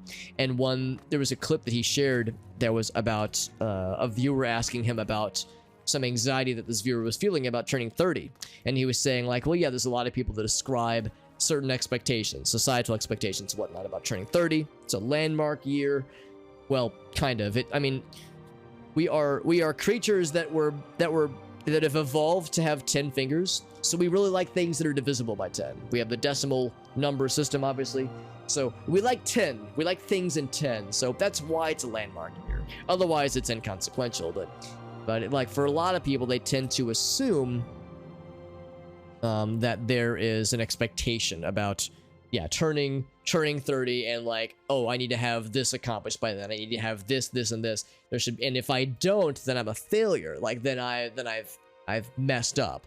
Because, oh, I have not achieved what I should have been expected to achieve. Apparently, I got a bounty somewhere along the way. Maybe I was trespassing just now? I don't fucking know. But we will resolve that. And let me think about this. We don't have the guy anymore. I think we got to go to Bruma. So we shall go to Bruma. Actually, I think we had this bounty last time, and I forgot to resolve it. So let's go to our person in... I'm sorry, not Bruma. Where is our person? We have a person now. I want to say it's... Was it Breville, I think? I think it was in Breville. Let me stop by there real quick. So I can get rid of this bounty that I just noticed. But anyway, yeah, that was just the conversation that he... Or the topic that he was kind of discussing on his stream. And it made me think, like, oh yeah, I remember when I turned 30, and I remember feeling like I should be anxious, but I was surprised that I didn't feel anxious. Like my 30th birthday, well, for one thing, I was sick that day. Sorry, but I'm really not one I had the flu that day. This is why I get the flu shot now. Why I get the flu vaccine. I had the flu on my 30th birthday, so the joke was that I entered my 3rd decade in life sick and miserable and pissed off and grumpy. A proper introduction to your 30s when you think about it. But, game, what are you doing? What are you doing, game? Don't do it. Don't do it, game. Is it coming back? Hold on. Can we bring it back? No, we cannot bring it back. It died. Okay, well, I don't know when it last auto-saved. Hopefully fairly recently. This is a common occurrence. Play Oblivion. You come for the main quest. Stay for the fact the game keeps crashing and you can't keep your you can't keep your progress because it keeps crashing on you. You can't like maintain progress. But no, I remember turning 30. Sorry, I keep getting distracted. I remember turning 30 and thinking like, oh, I'm gonna feel anxious. Then 30 came and went, and I was like, I don't really care. I always, if anything, it feels kind of nice because now I have an excuse for not wanting to go to the club, not want to go to bars and whatnot. I just want to stay in and vibe out and play video games. Like now it's like I'm not expected to do youthful things like that. I've always kind of been kind of like this. So I would say this is more natural to me. But that was 3 years ago. I'm 33 right now. And that is weird to me that was 3 years ago. It feels like fairly recent. So this decade is going by pretty dang fast, all things considered. So it's all relative, right? Anyway, sorry. It's like that was a long-winded story, as us streamers are known to tell sometimes. But yeah, Ogasa, but yeah, I think, yeah, he was a recommended raid target. He was pretty cool. He's a pretty chill dude. He tends to be, like, very popular. He has a lot of viewers usually, so I don't raid him all that often, but I like to lurk in his streams sometimes. Wanted mana being 2 Sadge, illegal amounts of Sadge. And honestly, with a mug like this, who could blame us? Who could blame them, rather? Free time to soak up the knowledge. Dude, still, I am, you know, we joke sometimes, Ogasa, like, you know, Ogasa's like, oh, I'm right and everyone else is wrong. It's like, yep, that's the meme. But no, all jokes aside, Ogasa, you're a very smart and well-informed lad, and I admire that a lot about you. I wish, talking about like Alias and people that I you know, I take after as role models. It's like, yep, there's things to definitely admire about a lot of cool peeps we have around here. And Ogasa is one of them. I'm gonna go this way because I think there's like a cool person's club around here that has the goods. And it's this one, I think. Anxious every birthday. Yeah, that is like I said, pretty understandable if you ask me. Go ahead, please. Go ahead, please. Please remove Armand, Christoph, and this. Skriva have special arrangements with the guards and judges throughout Cyrodiil. Oh, Skriva is who I need to talk to then. Outstanding warrants go away for only half the price of the fines. Okay, so she's not a quest giver. She's just a... Oh, no, she did give us a quest. But yeah, Skriva's the main person. We gotta talk to her, Other though. Breville trainers? City Swimmer teaches sneak. Drajanji teaches security. Varen Vamori teaches speechcraft. Have a good night, Corky. Good night, bud. Thanks for stopping in. Shadow hide you. My God, says thanks. No, it's no problem, dude. I should say these things more often. You know, I should gas up my homies more often. Gas up your homies. You know, give them a full tank sometimes. It's nice. It's a nice thing to do from time to time. It's reassuring. Skriva. I think she has a house even.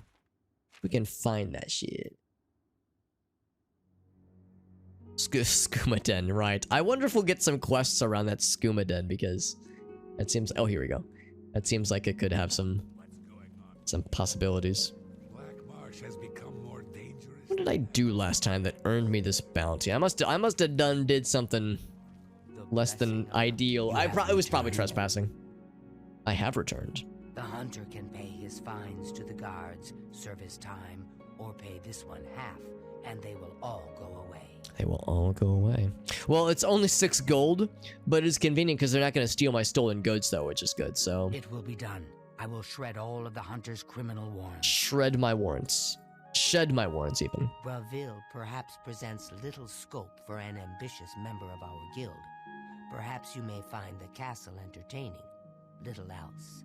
I think what she means is when they say ambitious members, she means like, oh, if you want to steal things, as Thieves Guild members are known to do, the castle's got the goods, otherwise, it's just okay. Seems to be in good spirits again after Henantir's return.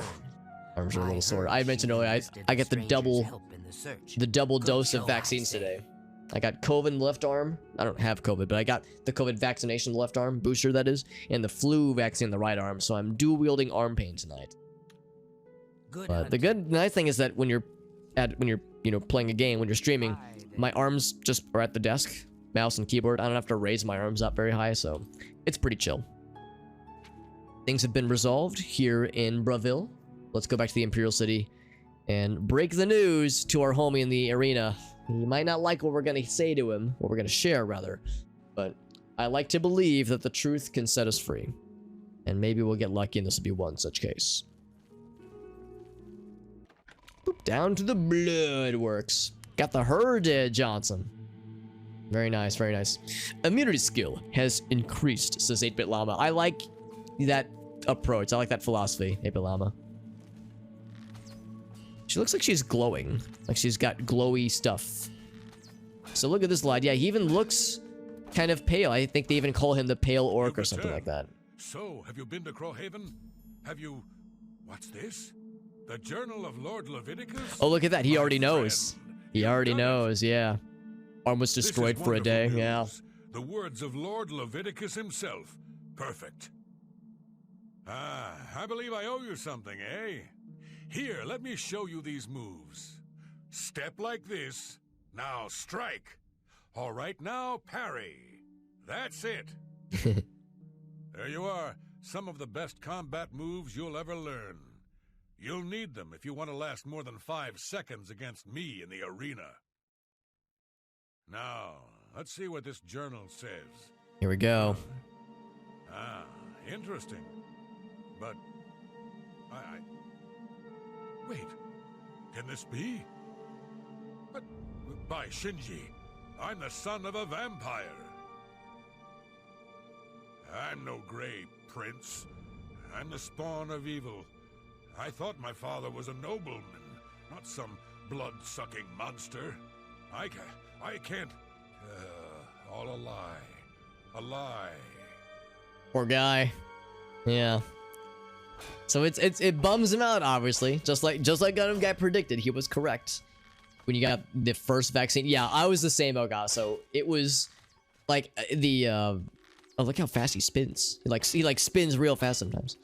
Yeah, the very first shot I got, the first COVID shot, like the injection hurt like a bitch and my arm was dead. It was like fucking useless for like a full day. Like it was probably the most painful injection I'd ever had of like, you know, any vaccine, that kind of thing. Like like I felt all of it going. It was awful. And then the next one was nothing. Like the first booster or the second total shot, I hardly felt a thing. So that was not so bad actually. Fun cool to cover up. Yeah, dude, I know that shit sucked. This one, like, they're sore, but it's more, I described it earlier as like muscle stiffness. Like, they're just kind of stiff and kind of achy, but it's okay. Like, I can move them around. It's fine. It's a little bit unpleasant to like lift them above a certain threshold, then it kind of hurts, but so when I took a shower earlier, it was a little bit, it took a little bit longer. Yeah, it was a little bit weird, but we did all right though. It was a little rough. Well, then you turn into a oh, you turned into a vampire. Oh no, 8-Bit Llama, because yeah, of course, it's so easy to get that disease. Yeah, 8-Bit Llama says, nah, man, I steer clear of that shit. Of course, there's vampires everywhere in this game, so I think we've probably caught, or porphyric hemophilia is what it's called. We've probably caught that disease like a dozen times by this point, but either having a lot of cure disease potions on you, or having a spell for it, or having a, like, you know, way to quickly get to a shrine obviously can help. Anything else, bud? The journal. My father's journal. It says I'm part Excuse vampire. me. I thought my father was a nobleman, not some blood-sucking monster.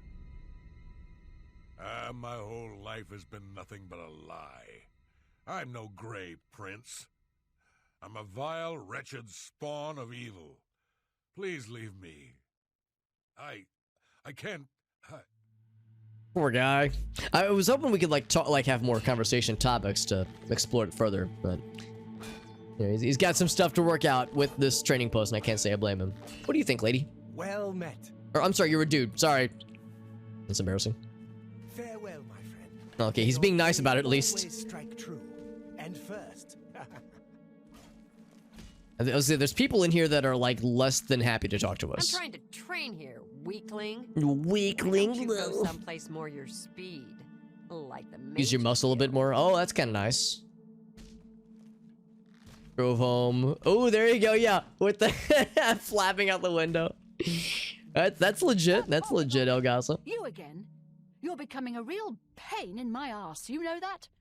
I thought I made myself clear. Okay, well, she doesn't want to talk to us either. I'm a busy man. You again, huh?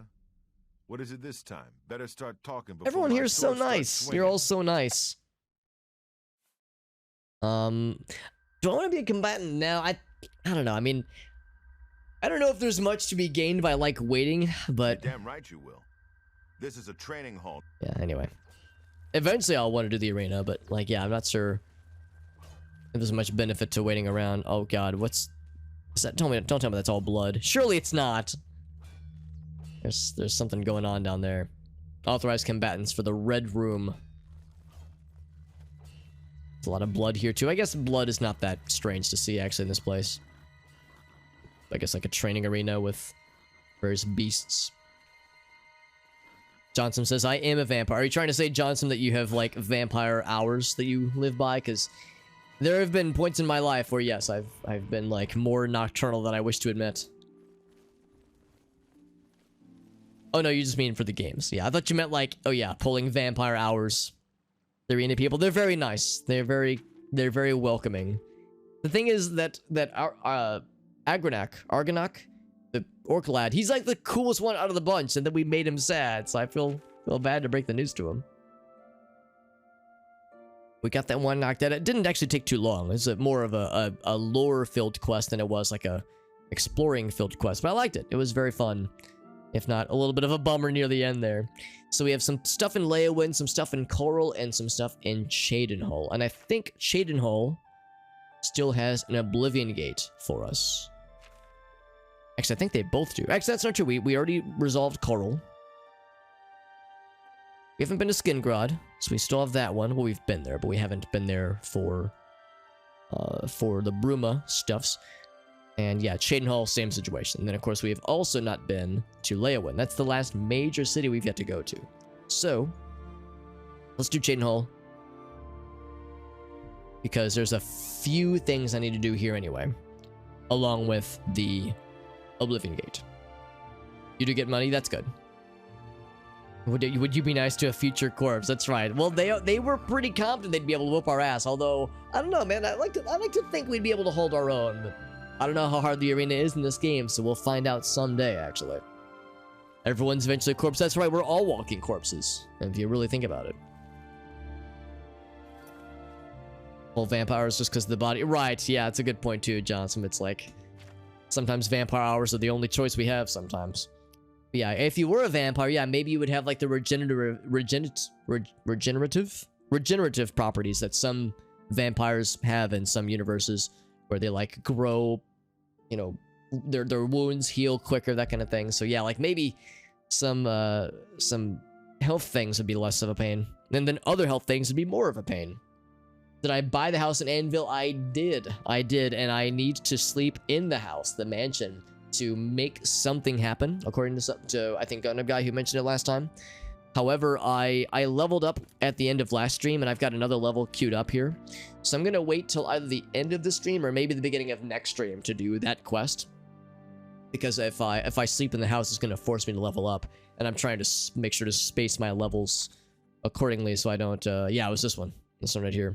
Trying to space my levels out so I don't like level up too like quickly, too suddenly, as I've been warned that can cause less than good things to happen. So what were some things we needed to do in Cheydinhal? We need to stop by the Dark Brotherhood clubhouse. I'm sure they don't. They would probably say it's not a clubhouse, Alex. It's real, okay? It's legit. Their treehouse. No girls allowed. Actually, that's not true. It's probably a co-ed assassination group clubhouse. We still have this, by the way, which we never found any more of those slaughterfishes. They stopped showing up, dude. What else we got? Battlehorn cast, that's something we already know about. Nirnroot, of course. Always with the Nirnroot. This would be... Oh, that's Skriva. We just talked to her.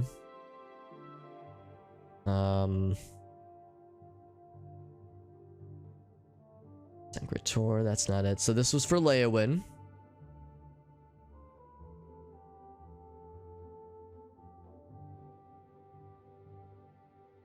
And then here is the place. The Dark Brotherhood place. I thought there was one more thing in Cheydinhal, but I might be misremembering.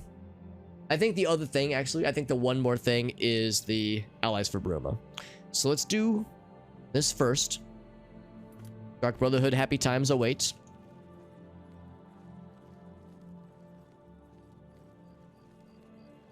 Thought he would stop fucking up collagen specifically. Interesting. Oh, actually, one thing I will ask, since I know there's a number of people here in the chat that are aware of a certain unique NPC in this game. I have a quandary. I have a query, rather, for those who might have some intel about this lad. So you know the guy who loves to sing about the cliff racers, high in the sky, fly so high, that lives here in Chainhall. Such an iconic character. We did, I guess you would say, the quest that involves him. We did his quest. However, Yes? the quest ended with the guy getting got. The guy encounters the guard, starts a fight, gets killed to death in the process, and it's all very sad. Is there a way to go back, not go back, is there a way to accomplish that quest without him dying in the process? Because I tried a lot of things and I could not for the life of me figure it out. Everyone is waiting to see if Farwell and his knights return from inside that dreadful Oblivion Gate. Such brave lads. Tell me about this Oblivion I Gate. don't know where it came from, but a mysterious gate appeared outside the walls of our city. The way the guards are reacting, it must be a threat. They're massing as if bracing for an attack. The portal is just outside the city walls through the west gates if you want to see for yourself. Be careful. Some say the gate leads to the realm of Oblivion itself. Maybe that's why they call it the Oblivion Gate. Gundam Guy says he does die. Okay, yeah. Yeah, I can't remember the guy's name, but yeah, I think Gundam Guy knows who I'm referring to. I remember, like, there's the guard that is guarding the guy's house, and the guard cannot be killed. He can be knocked out, but can't be killed. So I racked up hundreds of gold worth of a bounty, like, knocking the guy out to, like, open the spot for him, and he still got killed by another guard. So it's like, damn, man, I can't, like, allow this lad to shine, unfortunately. Guards don't do something about the Oblivion Gate soon. I'm leaving town. He's a guaranteed casualty, yeah. I kind of figured, but I was wondering if there was a way that I just didn't think of. Because we tried a lot of things, and poor guy met his grisly match. Because I loved the song that he sang. He was well, the problem is that he was drunk all the time because he was sad, you know, because of the unfair situation he was placed into, but he was a fun sad drunk, I guess you would say. Weird as that is to say. Here's the abandoned house, and we're going into the basement. Now, I wonder how suspicious this is for, like, people... Presumably, other people see this, like, entering into this abandoned house during the odd hours of the day. It is almost 5 a.m., and here we go. Time to chill. Purdy spaghetti. I'm not familiar with that style of pasta, but it actually does not sound pleasant, actually. I'll have the Herty spaghetti. Oh, I gotta sell things. I got a bunch of shit that I don't need. Daggers and arrows and daggers and arrows. Some of which I don't even want, like this dwarven dagger. Get out of here. Or arrow. Dwarven arrow. Boop. I think I should repair things. Especially things that get very damaged.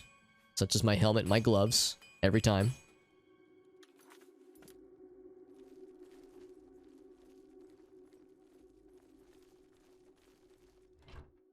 I poke around in the off chance that there's things that are nice.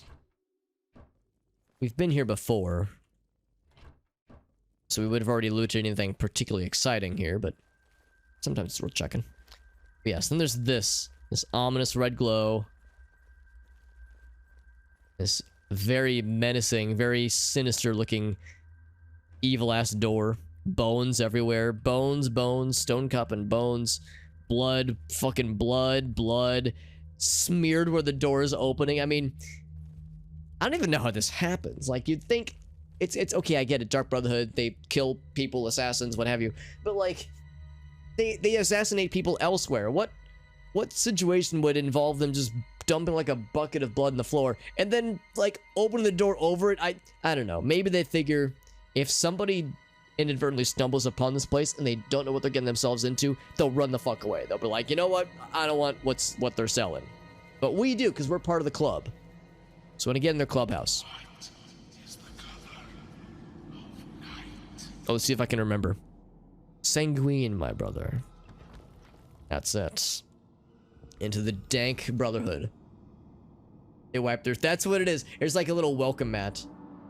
They have a little like smiley face welcome mat. They're cleaning themselves off before they enter. Our first time into this cool place. This cool, sinister, evil place with, yeah, more blood and blots and grossness. Welcome home. We got skeletons. Do we get skeleton friends? Greetings, brother. Greetings. I am Oshiva, mistress of this sanctuary. Lucian has told me all about you. I welcome you to the Dark Brotherhood. You stand now in our sanctuary. May it serve as your new home, a place of comfort and security whenever the need arises.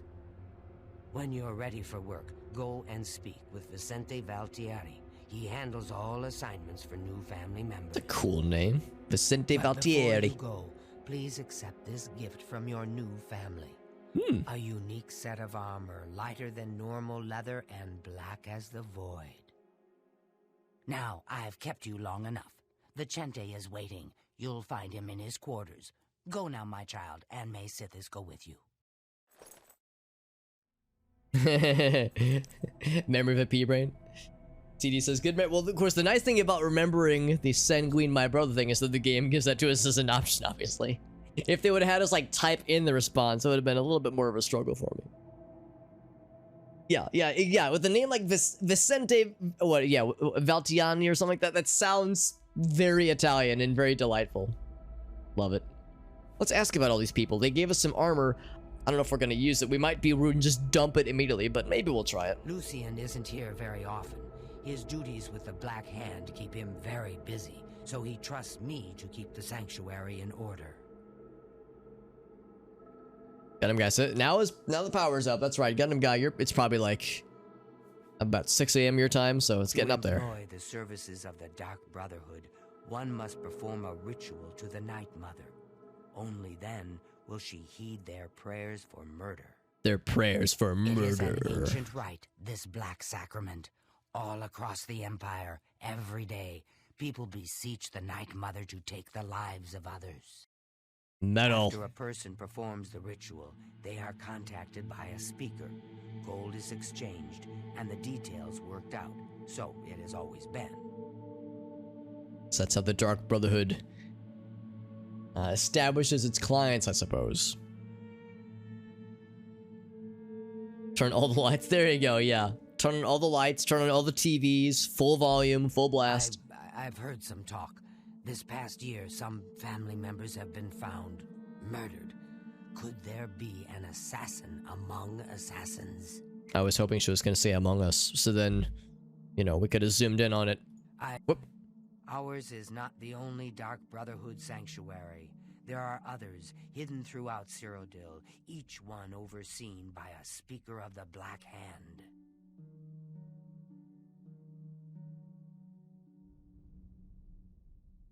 Chaos Gremlin, says Johnson, that is a valid alignment. Those fools to go in for. the church and their so-called 9 divines.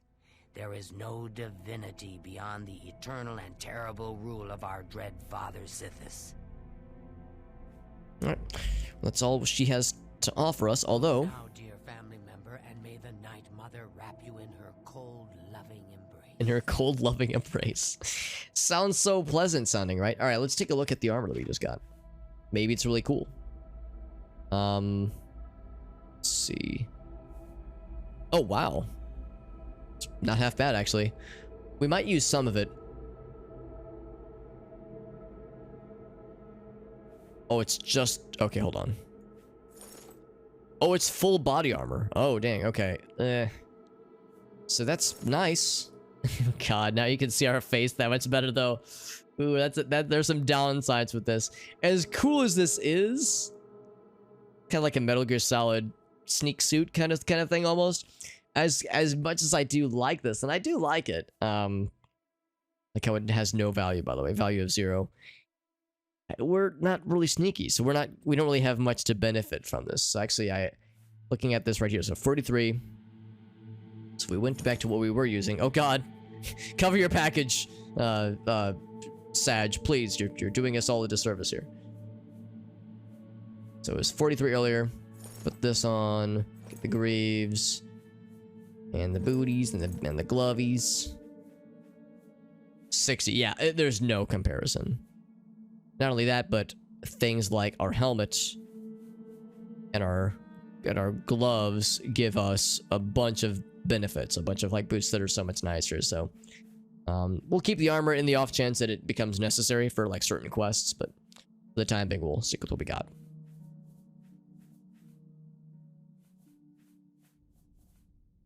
Nothing else that was new, I don't think. Nope. Okay. Nope.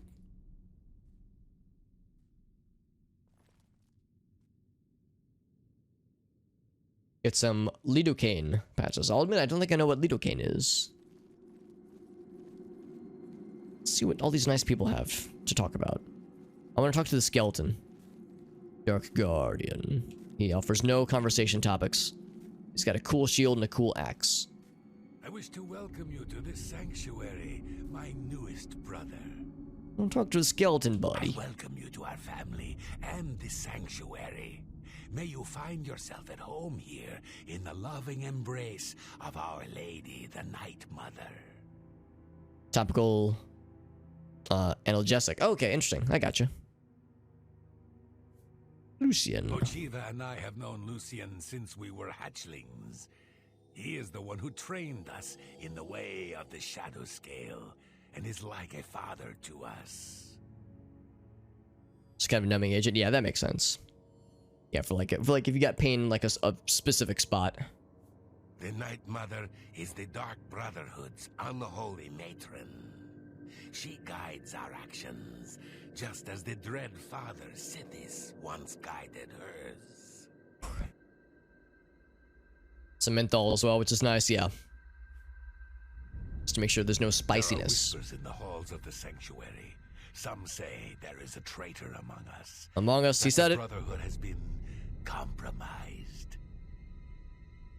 We'll see if that is indeed the case. I've heard the Count of Shadenhall knows about this sanctuary, but he is offered much gold as well as other incentives to keep his mouth shut. Now, it wasn't Shadenhall. We saw in, I think, it was either Breville or Anvil. I think it was Anvil, where there was a stranger inside the castle, just lurking. And when we talked to him, he had nothing specific to talk about. But it was like awfully suspicious. So I wonder if there's going to be more castle antics like that. In the Argonian homeland of Blackmarsh, those born under the sign of the Shadow are taken at birth and presented to the Dark Brotherhood. Interesting. A Shadow Scale hatchling is trained in the arts of stealth and assassination and lives a life in service to the mighty kingdom of Argonia. Any Shadow Scale who lives to come of age is accepted into the Dark Brotherhood as a full member of the family. So it was with myself and Ochiva. So it sounds like there's probably a pretty good density of Argonians then in the Dark Brotherhood if there's this like cultural path that leads right into it, into the Brotherhood. Who is Sithis, you ask? Some call him the Dread Father. It was his terrible love that gave birth to the Dark Brotherhood so very long ago. He birthed us himself betwixt his loins. All spice, no breaks. May you walk always in the shadow of Sithis, dear brother. I think I actually heard that the all gas, no brakes guys got some like pretty sweet deal with I can't remember what it was. I think they got some kind of deal with some other company where they're working on some big project and it's gonna do very well for them most likely. So the downside is that all gas, it's actually called Channel 5 now, or News 5, because all gas no brakes, that IP unfortunately got bought out by by another media company, and they kind of screwed over the guys who ran the show there. So they started their own media group, and it's going really well for them, which is nice. See you again. I already talked to you. Sorry. I'm not trying to say that all Dark Brotherhood members look the same. Welcome, brother. So good to finally meet you. I hope you're getting along all right. Is this a Marie Antoinette reference with this woman's name? There's just no way this is a coincidence. Oh, HBO, thank you. Oh gosh, that's it. HBO, that's the exact one. Yep. I will always think of Lucien Lechance as my savior. When he found me, I was living in a gutter, an inch away from death. I owe him everything. Do you think she's gonna let us eat cake, Apilama? It's a definitely coincidence, he says. All right, see. We'll see. We'll see about that. I've always wondered who the Night Mother really is. Some say she's an old woman who lives somewhere here in Cyrodiil, but I'm not so sure. I was assuming the Night Mother wasn't like an actual person, but that'd be awfully convenient if she was, and if we had already met her, unbeknownst to us. Don't tell anyone else, but someday I'm going to have Uchiva's position. Just you wait and see. Lucien Lechance knows real talent when he sees it. That ambition's a little bit worrisome. Could it be that she is vying for that job and she wants to murder her way to it? I don't know. Have you ever lived on the streets, struggled to survive? This sanctuary is my home. Here I have the safety and love I've searched for all my life. Sometimes, right before a kill, Sithis speaks to me. He whispers in my ear and fills my heart with the joy of suffering and death. All right. Very wholesome. Good luck, brother. This place gives me all the love and care I could ever wish for. Also, boy howdy, it's fun watching things suffer and die horribly. Look at this badass Daedric wielding axe motherfucker. He's all glowy and cool. Yes, of course I value our secrets, and I've never betrayed them. But using stealth to kill, it's just so weak. Wait, I'm sorry. The children tried to hold on, Anakin Skywalker is under the chat. Hold on. Oh, remember, dear sister, I can't always be there to get you out of trouble. Right then, we should probably get... Sorry, I was trying to, like, listen to this conversation, but fucking youngling harvesting happening over here. There's a lot of things happening here, man. It's hard to keep track of all of it.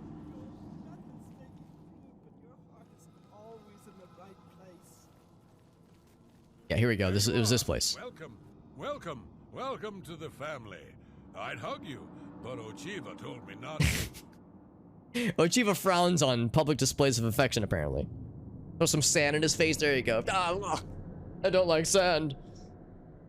I once saw Lucien deal with pocket an sand. Insubordinate brother, someone who had broken the tenets. It took me a week to get the blood off my boots. That we saw out front, actually. That explains it. Get some toast? That sounds nice, Johnson. That sounds nice and cozy. I don't know who the Night Mother is, but she pays me to kill people.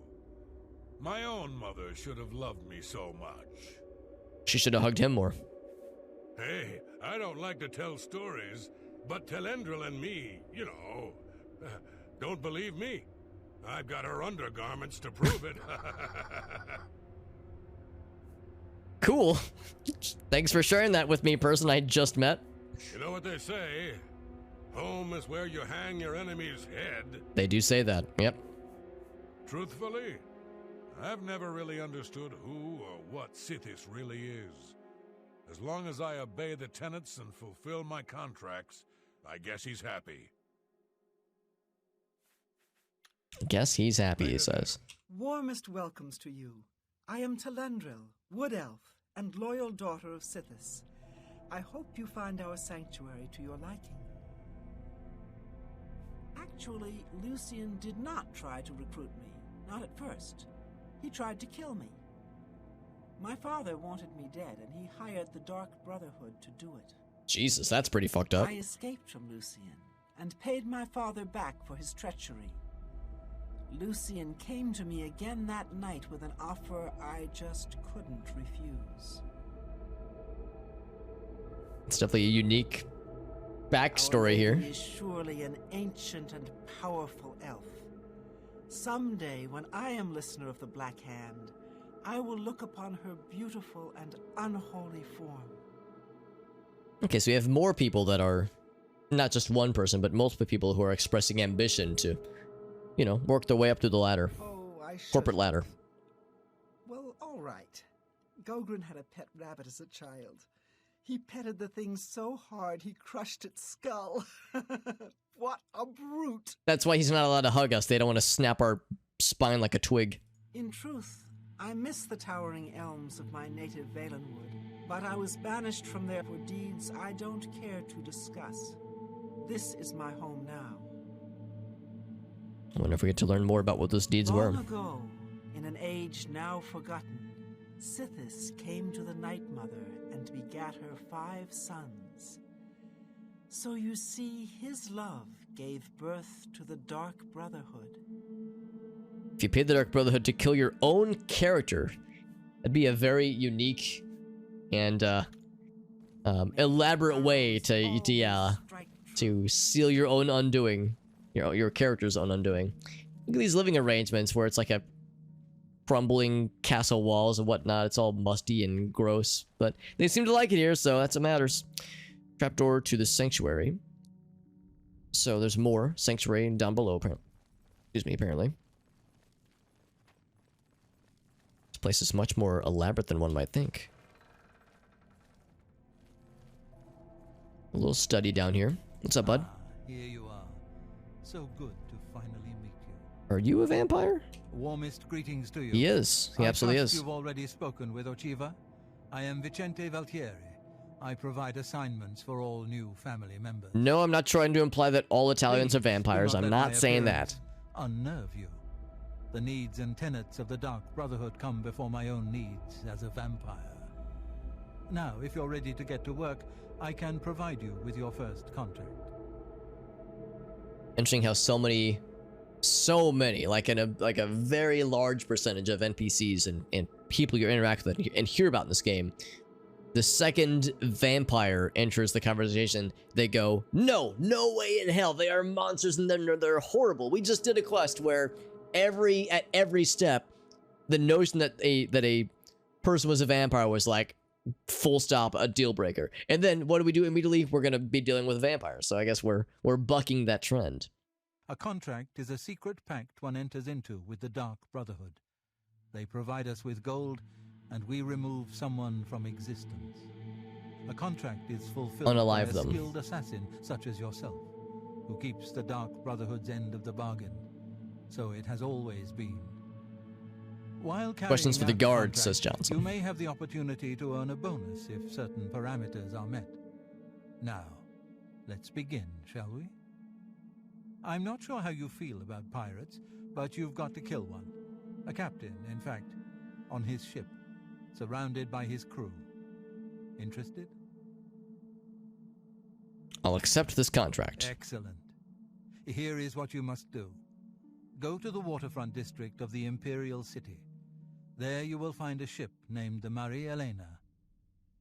Board the ship and find its captain, Gaston Tussaud. Gaston! You'll be in his cabin. Eliminate Tussaud in any manner you see fit. Spank him to death. The pirates have been moving a lot of cargo on board lately.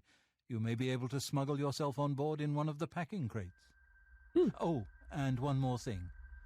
Get into the habit of asking your fellow family members about any current contract. Their insight may prove invaluable. No concrete origin of the Dark Brotherhood. Right, yeah, it sounds like it's kind of wishy-washy. It's not 100% defined. Mafala, Morag Tong. The Morag Tong would make more sense, probably, but... Because, I mean, the Dark Brotherhood was obviously a thing in Morrowind. As a pirate, Gaston Tussaud has certainly spilled his share of blood. Someone wants revenge, and they've hired us to extract it. Look at his, like, very sunken cheekbones. I don't know if that's a vampire thing or just this guy's face fucking thing. When I first joined the family, this sanctuary was controlled by another speaker. Lucien took over when she was killed while fulfilling a contract. The Night Mother speaks to only one member of the Dark Brotherhood, the Listener of the Black Hand. And when Our Lady speaks... Oh yes, that's gotta be it, CD. Yep. The Count of Skingrad is not all he seems. Let's just say I'm not the only one who enjoys his evenings. Ooh, interesting. Some rumors then, some alleged things about the Skingrad Count. Yeah, that's definitely got to be at CD. I was actually hoping he would have a fun accent. This sanctuary has been here since before even I joined the Dark Brotherhood, and that was 200 years ago. The Night Mother could just be Mephala. That would be interesting and would be probably pretty fitting, I would say. Yeah, pointy teeth. Yeah, it's all coming together. The thing though is that a lot of Italian food has a lot of garlic, so ooh, that's where they get you, man. That's where they get you. Is the darkness of time immemorial. He is no Daedra and dwells not in the realm of Oblivion. No, Sithis is something altogether different. Is what the kids would call built different. I was stricken with vampirism 300 years ago while on an expedition deep into the ashlands of Vardenfell.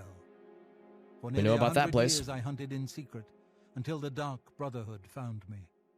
Now I have a family that accepts and even values my unique gifts. Perhaps in the future, when I feel you have earned the right, I will offer you a chance to become a hunter of the night.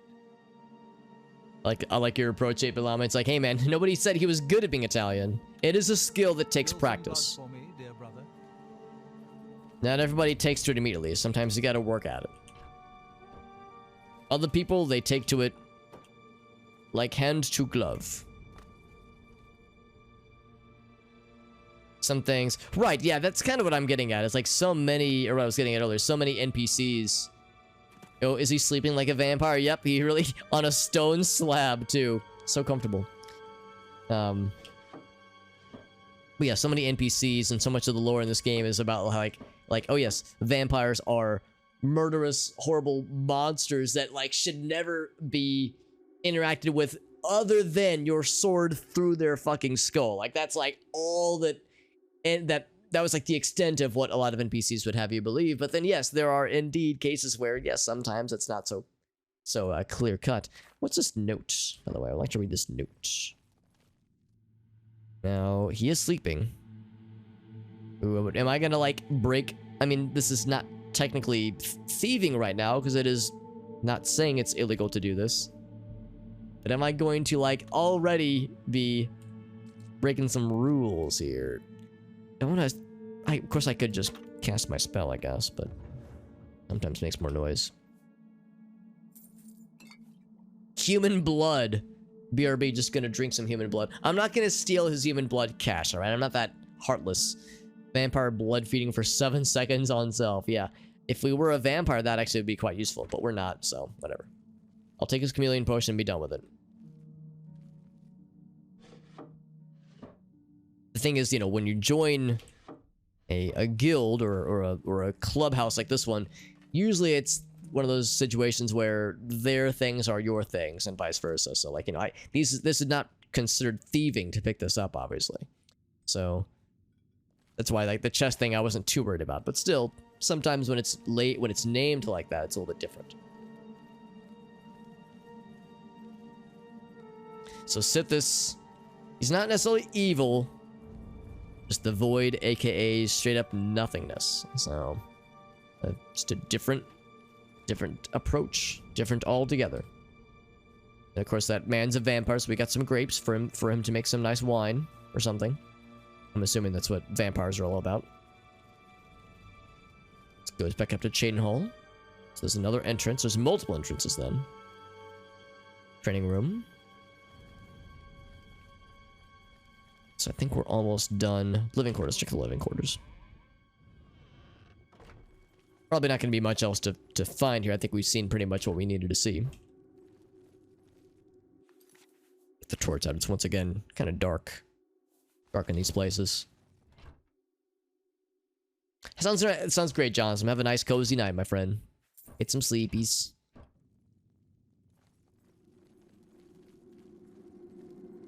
We got a rat friend who is walking on his own two legs. Shemmer? Schemer? Nice pet rat. Oh, don't tell me they're eating rat meat. Oh, they're eating boar meat. Okay, I was like, don't eat rat meat in front of your pet rat, dude. That's just cruel. That's a mead. They got a buddy down here. I wasn't expecting to find more buddies. Hello, buddy. If it isn't the newest member of the family, let's get one thing straight. The tenants prevent me from killing you, but I don't have to like you. Oh, what a nice person. I'll sell you equipment, but only because Ochiva is making me. This family doesn't need any outsiders. Could it be that this person then is perhaps, perchance, the rumored not nice person that could be the imposter amongst us? I have it on good authority that the newest addition to the Brotherhood is an annoying whelp, unworthy of licking my boots. How's that for gossip? What a nice lad. An intriguing fellow from what I've heard. A cut above the usual street corner rabble-rouser.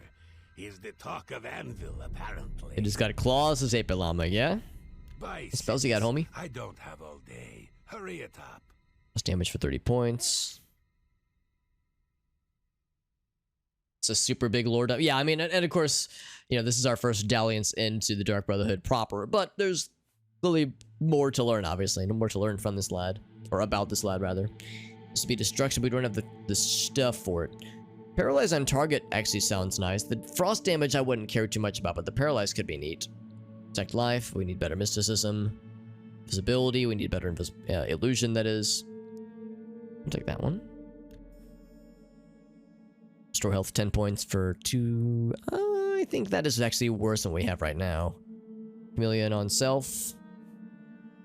Easy lock on target. We already have better, honestly. So this is like you get some nicer, I guess, discounted spells that by this point we've already found better versions of, but they're cheaper and like more approachable than some. Man, humanoid, there's to enthrall them, I suppose. An impossible to out himself. Probably. I mean, that's usually how these things go. Usually, like we had that that quest in Shadenhall, I think, in the castle where we were trying to find the person who stole the painting.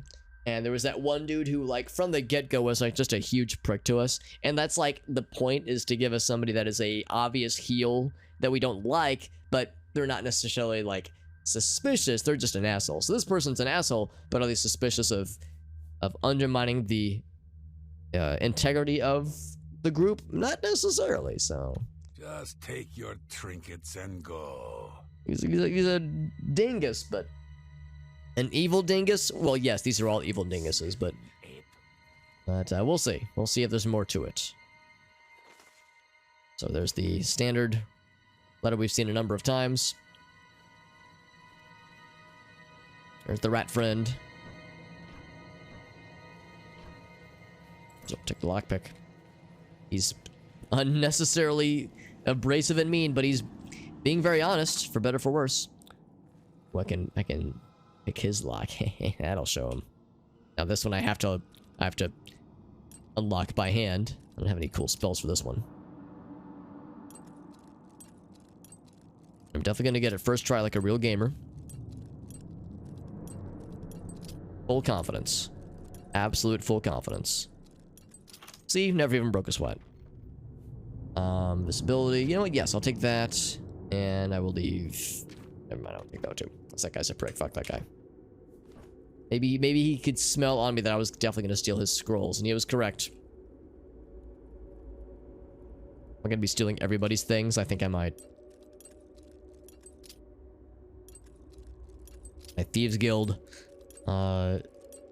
dispositions of thievery are taking over. Whoops. Once we get level 50 security, I think it'll let us keep 2 tumblers upon a failure, which will be nice. Shock shield, nice. Nice. And yeah, sure. I'll take all of them. Don't mind me, I'm definitely not doing anything Mischievous. What's the newbie doing crouched like that? Oh, I'm sure it's nothing. Although, once again, it still doesn't show me the little red icon, so this might not be forbidden, but I'll just assume that it is because they make a great deal out of don't steal from fellow brothers and sisters. And that is precisely what I'm kind of doing right now.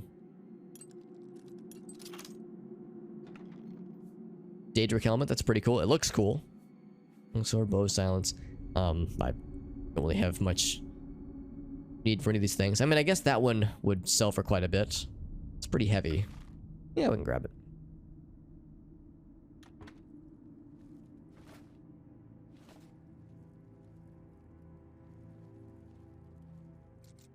Oh, actually, I can do that one. Easy peasy. Take those, and I'll take that too, actually. What if they're testing us? Yeah. What if? What's up, TriStar? Oh, but he's got busted AC. I'm sorry, man. I'm almost afraid to ask, like, how crappy is it where you are, bud? Is it, like, super hot and miserable? Lots of veggies and meats. Like, I'm thinking here in the Midwest, it was warm. It was, like, very warm today, like, during the day. It's not so bad right now, but... And the height of day, it was, like, probably close to 90 Fahrenheit.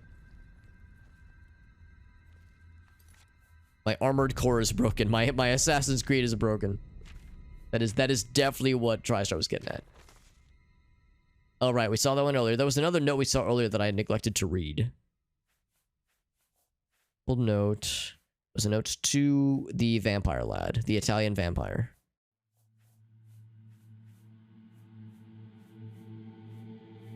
And also this. Marksman skill, nice. This one. Antoinette and her experimental recipes. Antoinetta, that is. As if the stench of her cooking, so her cooking's not very good. She made an offensive dish consisting of mandrake, onions, and garlic. Goddamn! Of course, the vampire would be not too happy about garlic in a dish. This reaction I have to garlic. In all my wanderings and my research, I've never encountered another vampire thusly affected. Some popular lore holds that all vampires have an inherent weakness to garlic, but this is simply not the case. My situation is unique. If I were to somehow come into contact with garlic, if it in some way came to be on my person, the results would be catastrophic.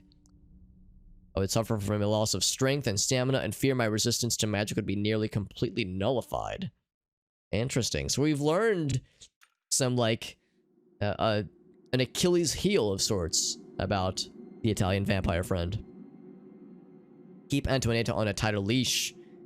Says, please, I cannot come into garlic because it really, really fucks me up, he says. Cannot be held accountable for my actions should she continue to disregard my own personal safety. One family member is not supposed to kill another, but I don't need to remind you that there is no restriction against draining Antoinetta of a few pints of precious life's blood, says Vincente.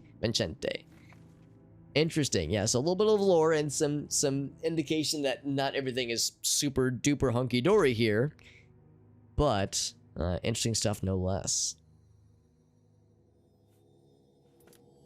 And of course that didn't add like a quest mark or anything like that, just some flavor text about some of the happenings around here, but good to know, good to be aware of that not all is completely without drama here in the Dark Brotherhood clubhouse. Cool kids clubhouse.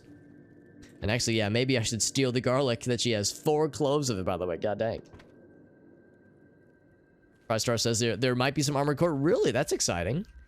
I've never played an Armored Core game, but I figure we probably haven't had one in a while.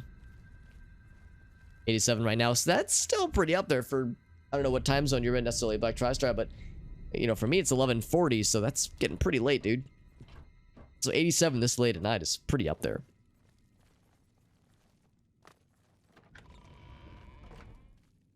Just rumors for now, yeah. No definitive things. Oh, you mean about the purported Armored Core stuff? I thought you meant like the rumors we're hearing about with the NPCs we're talking to, because I like how his axe looks like it's so purple and cool. They're all training. Trained to fight shit. The lockpicks. Lockpicks and the gold. I'm gonna sit on my chair and just observe everybody fight. Or train, at least. Armored Core was awesome. It's one of the series that I always thought looked really cool from the distance, but never, like, gave it a proper try. A proper college try. And I think I would enjoy it. I like mech things. We played Mech Warrior 3 and 4 on stream, and all the expansions on stream, I want to say 2 years ago, maybe 3 years ago, which was a lot of fun. So I enjoy mech things. And I think Armored Core, was that a From Software project for a bit? Unless I'm misremembering. I know it has some kind of link to a very well-regarded developer nowadays, so... I get the impression it's a more... Like, Mech Warrior is more simulation-y, whereas Armored Core is, like, more of kind of action-y, more I don't want to say arcadey, but more pick up and play. Which I would love to try out, so... I would say there'd be some common interest.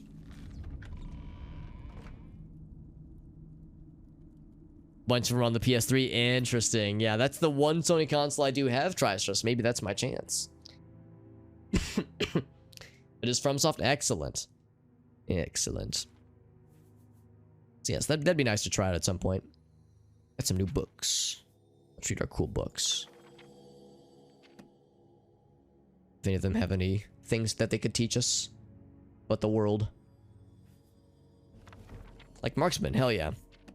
That's a skill we don't really use all that often, but we have it. The rear guard, that's about wearing strong pants, I guess. Cushiony pants to protect the booty from uncomfortable chairs. It was their big... That's right, yeah. It was the big one for a while. It'd be really cool because now FromSoft has all this... Is there anything you need? Has all this great, like, cool reputation now for the Soulsborne games, obviously. So the idea of a new Armored Core would of course get the attention of people who've never played Armored Core but loved the Soulsborne game, so it could potentially bring a whole new audience into the fray. Oh, that's where this leads, okay. Suddenly I'm here, Vincente. So then where does this other exit lead? Let's find out. Heard about that, did you? Alright, so things got a bit out of control. Nothing I couldn't handle, though, as you can plainly see. Sister, you are truly an asset to this sanctuary. Here's hoping all of our contracts work out that well. Right then, we should probably get back to our duties, eh? Cities be with you, sister. Our duties. I've been meaning to speak with you. But of course, what troubles you? Everyone's talking about your latest exploits. Not only did you eliminate the target, but his 6 Imperial Legion escorts as well. Most impressive. Heard about that, did you? All right.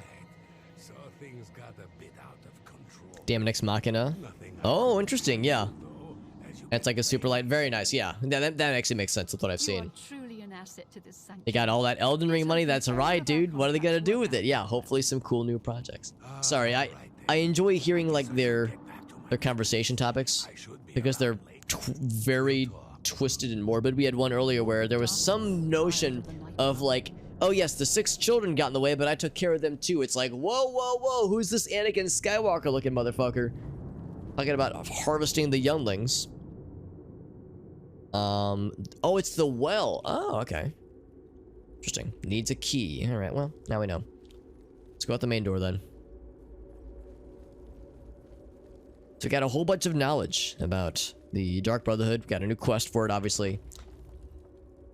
Our first clubhouse experience. Yeah, some interesting little tidbits about other NPCs and other people of nobility even who are aware of this particular hideout. He said the Count of Skingrad was one of them. Well, that's interesting stuff.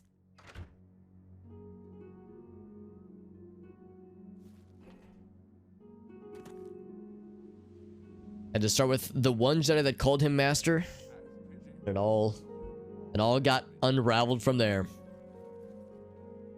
Well, I don't think there's anything else here in Cheydinhal beyond what is outside of Cheydinhal. Pirate ship Maria Elena. We get Captain Gaston Tossard. But yes, I want to knock out this while we're here. Allies for Bruma. I mean, it's talking to the people in the castle. You want some coins? Hungry. Cheydinhal. The whole town is on edge with that Oblivion Gate open, just outside the walls. Have a coin. Thank you, kind sir.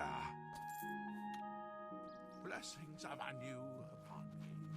Oh, it's so pretty in daytime. We were in that dark, sad, dingy little cavern or a little hideaway for so long. It's like, oh, the outside, oh, so pretty. There.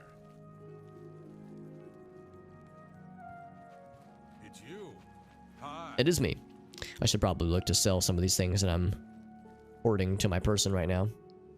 We had a lot of stuff that I very much thieved from the Dark Brotherhood, like a proper Thieves Guild member should. Trying to balance the two competing interests of it being in the Thieves Guild and the Dark Brotherhood. Just need like a general trade person, I think. And sell a bunch of stuff. Here we go, right here.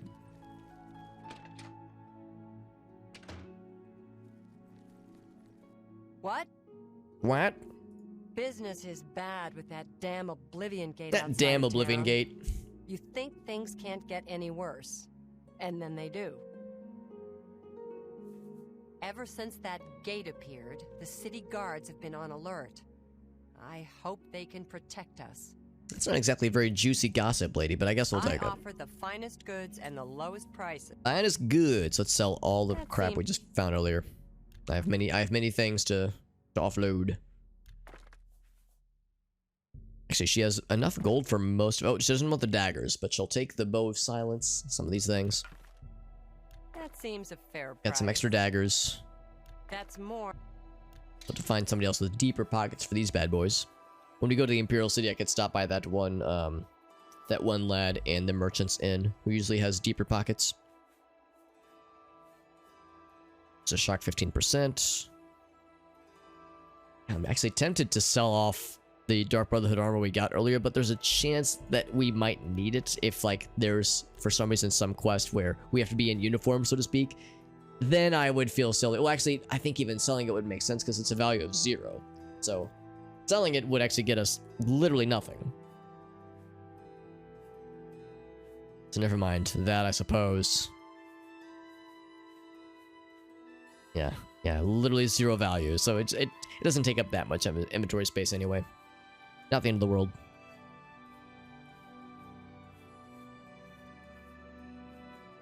Then keep the chameleon potion, invisibility, that's fine. Reflection, that's fine too. Restore magicka. It's not much though. 75 points. I guess it'll do in a pinch, but it's not much. Shield, absorption, that's fine. We don't need this many healing potions. I'm gonna sell half of them. That's a good deal. Visibility, that's fine. Oh, we have much better sorcery potions. Never mind. Let's get rid of these then. Yeah, these are much better. Or not that one. This one. This is much better. So the poisons, spell, weak healing potion. Get it out of here. So all 6 vampire dust. I hope I wasn't making that vampire lad uncomfortable with all the vampire dust I was hoarding on my person. All the evidence that I had slain his brethren. Excellent bargain. Not long before I had met him. That's a good deal. Shivering Isles? I don't think that I have. I'll admit I actually don't know how to get to the Shivering Isles, but I'm pretty sure I'll know when I see it. It's probably one of the side quests that we've gotten that were clearly DLC side quests. So that is something I'm looking forward to though, because I've heard it's truly, truly good. Like a very memorable expansion pack DLC bundle.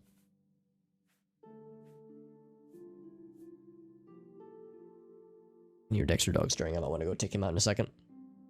Love the Isles. Yeah, I think that matches with what I've heard. I think most people I've talked to have said like the Shivering Isles is some of their favorite Elder Scrolls content, just in general, not just in this game. So yeah, it is very much on my list. One of many things on my list. Invisibility. Fortify health, don't need that. You drive a hard bargain. Hard bargain. Alright, touch. Soul Trap. Soul Trap is good still. Soul Trap is good. Nieces, that's fine too. Summon things. More books to sell. A fine transaction. Okay, I think we're all set. Tell your friends about me. Take care. Yeah, Dexter dog stirs. I can hear him behind me. There's the old doggy bed behind me. You like Blood Moon, TriStar? Blood Moon, I'm glad I finally played through it, because we played through it on stream when I did a casual Morrowind playthrough a couple years ago. And I played through the Blood Moon DLC for the first time, for my first time ever. And I'm glad I played through it, but my only downside was that it like took a long time. I felt like it kind of dragged on for a bit, and I had to turn down the difficulty because the monsters were just too tanky. Like I felt like I was like, it was weird because I did it after the main quest and I was pretty high level, but like, man, I couldn't do enough damage. Everything was just had too much health. They were too healthy. I gotta go to, I should stop by the chapel because I think my personality is still damaged. I think my face still, yeah, my face still hurts. My personality got fucked up real good. Horse Armor DLC, clearly the best DLC that any Elder Scrolls product ever had to offer us, obviously. You look like quite the alchemist. Still wild to me how nowadays the Horse Armor DLC thing is pretty harmless, honestly. But like back then, it was such a source of drama. Like it, you know, it very much stirred the pot back then. Afflictions are banished, although I don't think that's what I'm... Oh, that is what I'm looking for. Cool. Well, while I'm here, I might as well scoop up all the other blessings I can muster. Which I think means 6 of them, last I saw. There's 2. And 3. And 4. And 5. And 6. Okay, just 5. Never mind. Still, pretty good. And casted some destruction spells? Yes, I have, actually. Alright, so to the castle. So that the count or countess can be like, yep, you know, Oblivion Gate. Come on, you've done this a couple times by now, so we know what to expect. There's an Oblivion Gate by the castle, or next to the castle, relatively, that we need to take care of. It's an odd route for this guy to be taking. Off the beaten path. Where's this lady going? Are you gonna go for a swim? Are you okay, lady? What? What? I should be asking you what. Why are you like... This doesn't look very comfortable to walk on. How are you? And she's going for a swim, I guess. Alright. Pretty standard NPC behavior, I would say. Yep, going for a swim. That's very appropriate swimming attire. Lady, please don't drown. What are you... Oh, whoop, hold on. Hold the phone. Is the game crashing? It's thinking about it. See if it comes back. Okay, it came back. It didn't crash. I thought this woman swimming in the water was going to crash the game. Somehow. I know it froze the webcam. It froze a lot of things. I am afraid for this woman's health. Is she servicing? Okay, she came back. Oh. Hello. Are you okay, lady? This is not... I don't think this is standard NPC behavior, yet here we are. You know what? I think we saw a guard do something. Oh, yeah, we have seen a guard do something similar, and there he is. What is with the NPCs in this town that just love swimming in the dingy-ass canals out here, dude? Get a werewolf. Oh my god. Yeah. Level 10 experience. Oh, buddy. Yeah, you know what? TriStar, that's actually incredible. I admire your persistence and your patience to make that happen. I don't think I would have had the stones to make that happen. That's impressive.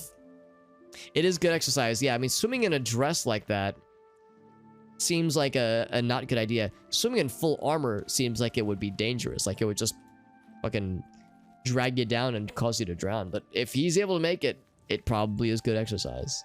It would have to be to survive. It's a hell of a good incentive to exercise. If I fail this exercise, I drown to death is a pretty good one, I would say.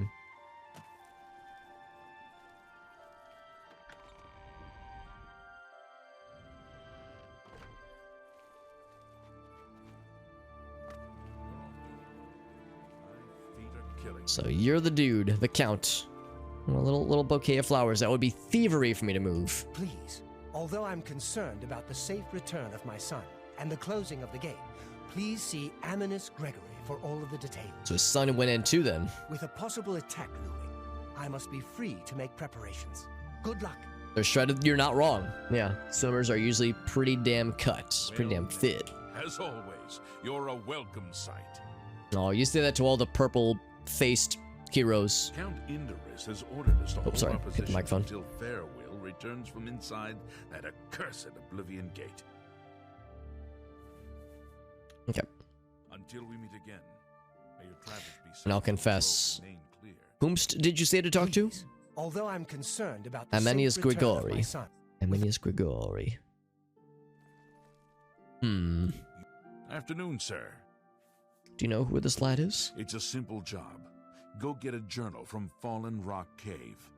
Shouldn't that be a cinch for a fighter guild contract? It's an odd thing to mention, but okay. Sounds good. Gotta find this lad. Because the quest thingamajig says talk to you. Is it a person within the castle? I mean, if it's in the private areas, I'm implored not to go in there. Maybe they're out front. Or maybe they're by the gate itself, actually. The great yes. I think, yeah, I was gonna say this is a Thieves Guild person. Odessa is a wonderfully gifted healer. I sometimes worry that she spends too much time taking care of others, and not enough on herself. Odessa. Let's go out front. Let's actually just go to the gate. Maybe there's like somebody outside the gate that's managing things. Hello. Yes, we've talked to you. You know exactly what you've been up to, lady. So the Oblivion Gate, outside of town. Probably that one.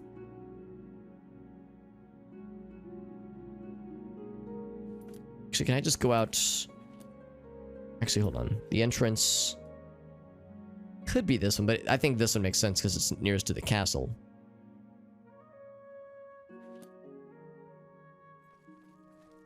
I just exit.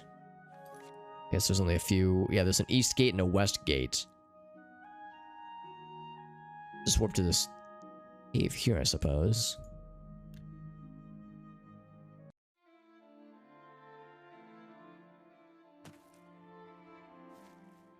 No monsters outside of it. So this gate, there it is. It's pretty obvious. They're not exactly subtle things to see.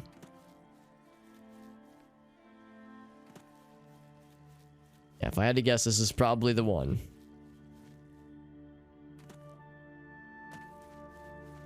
So where's this Grigori lad? There's no bad guys out here, so yeah, they've been dealing with stuff, all right. God, that's very red. Hurts my eyeballs. We've been dealing with stuff. There's no peeps out here though. What time is it? 10 p.m. Oh, here we go. Here we go. Some guards are patrolling. Let's talk to them then. Can I render some assistance unto you? Apparently, I was looking at the backside. Gate guard, and gate guard. Well, at least that gives me some options. Aminus can answer any questions you may have. He should be resting in the Knights in of the the lodge. Thorn Lodge over yonder. Alright. Anything else? Aminus can answer any questions.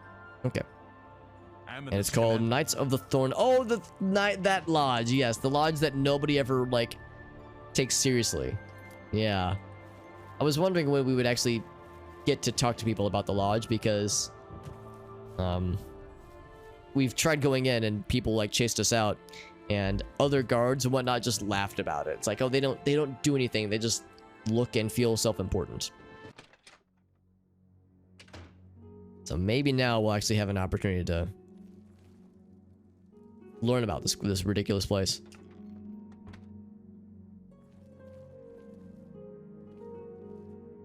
Oh, apparently I got synced for a second there.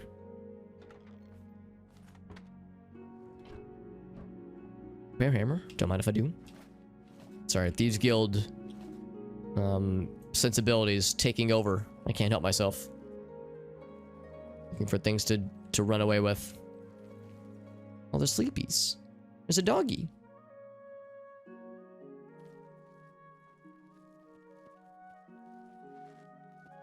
So are you the guy? He is the guy. Duke the dog.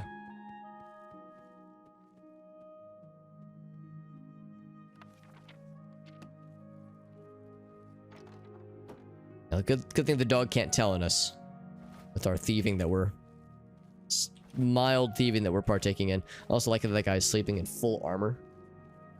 But that is also dedication. Cannot possibly be comfortable.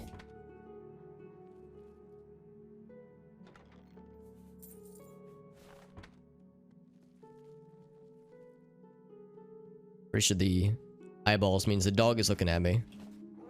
What the dog doing?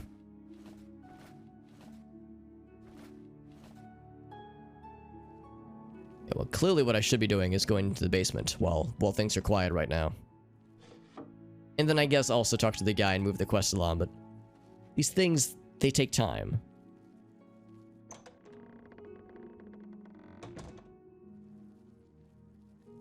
I don't expect there to be much down here, actually. If a virtue, that's me. I'm definitely virtuous, alright. Virtuous and definitely not villainous.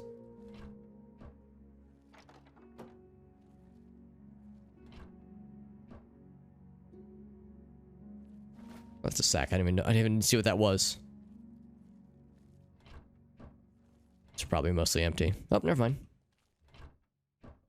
You know, I like to keep my silver nuggets and my paintbrushes inside these whiskey barrels.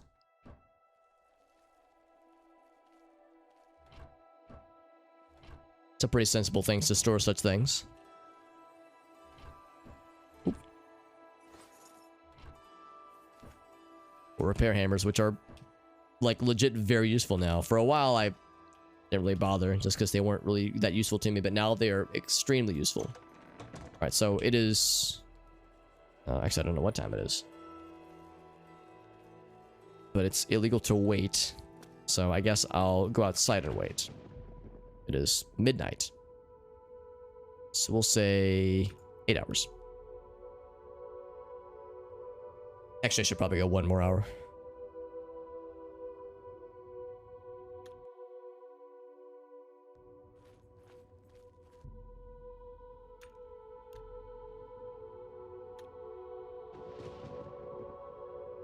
Just waiting outside while the hellish landscape sky continues to churn.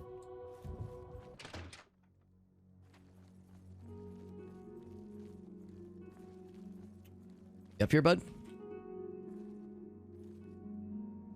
His doggy's here. Did I miss him? Oh, maybe he's with the boys now. The boys out front. Not down here. Yep, alright, he's probably out front then. Didn't lock the door or anything. There he is. Means he would have gone, he would have walked past me as I was waiting. Please speak to Amanus. Oh, you're not the guy.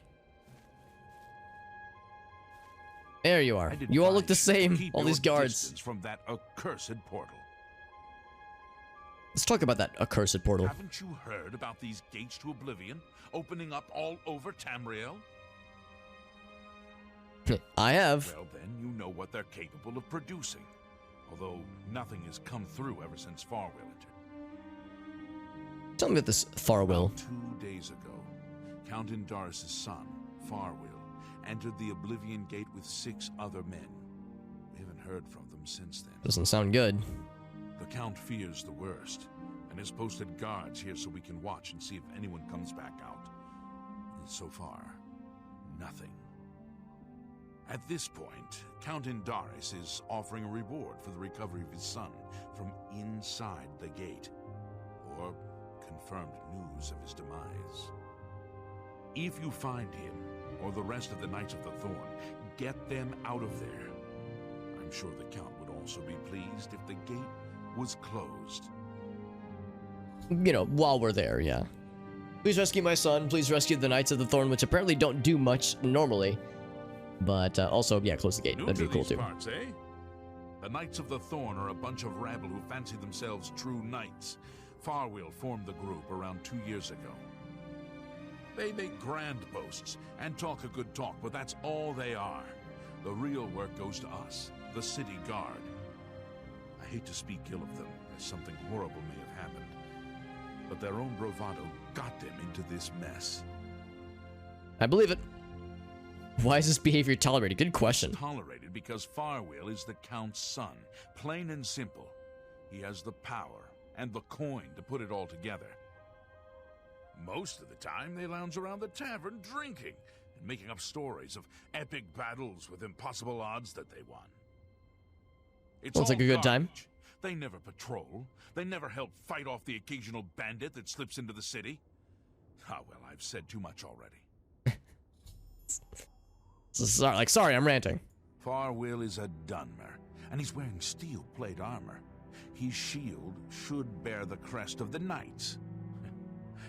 Nothing but the best for the Count's son. I sense a small amount of... I don't know if hostility is the word, but exacerbation. There are 7 of them, including Farwell. Even though they're a nuisance, I still hope they haven't been hurt. Or worse. There's only one way to remove that gate. Venture inside, find the gate sigil stone, and take it. Once you have it, the gate should be closed. And that should do the trick. From what I hear, you'll appear back where you entered, safe and sound. Couldn't be easier. We will remain out here until the gate is either closed, or something emerges from inside. We need to warn Cheydinhall of impending attacks. I heard the Fighters Guild got the Fallen Rock contract, but the guy is just sitting around drinking beer. Right, so we haven't gotten that contract yet ourselves. I think our next one's gonna be in Coral. All right, so we have our marching orders. Obviously, no surprise there. And to the fucking gate we go. However, I'm gonna take a brief BRB to use, for me to use the rest of them and take the Dexter out real quick. Yes, the Wayward Knight, that one. That, of course, means going right in. So I'm gonna go and save here. 3 cheese, so some bacon and some tomato slices and some tomato soup. TriStar, you are a goddamn genius. That sounds incredible. So yeah, that is precisely kind of what I was having in mind. Was like a snack that like took some prep times, some proper snack crafting. I'm in the dreaded Plain of Oblivion. Gotta destroy the gate, return home, get the sigil stone, all that jazz.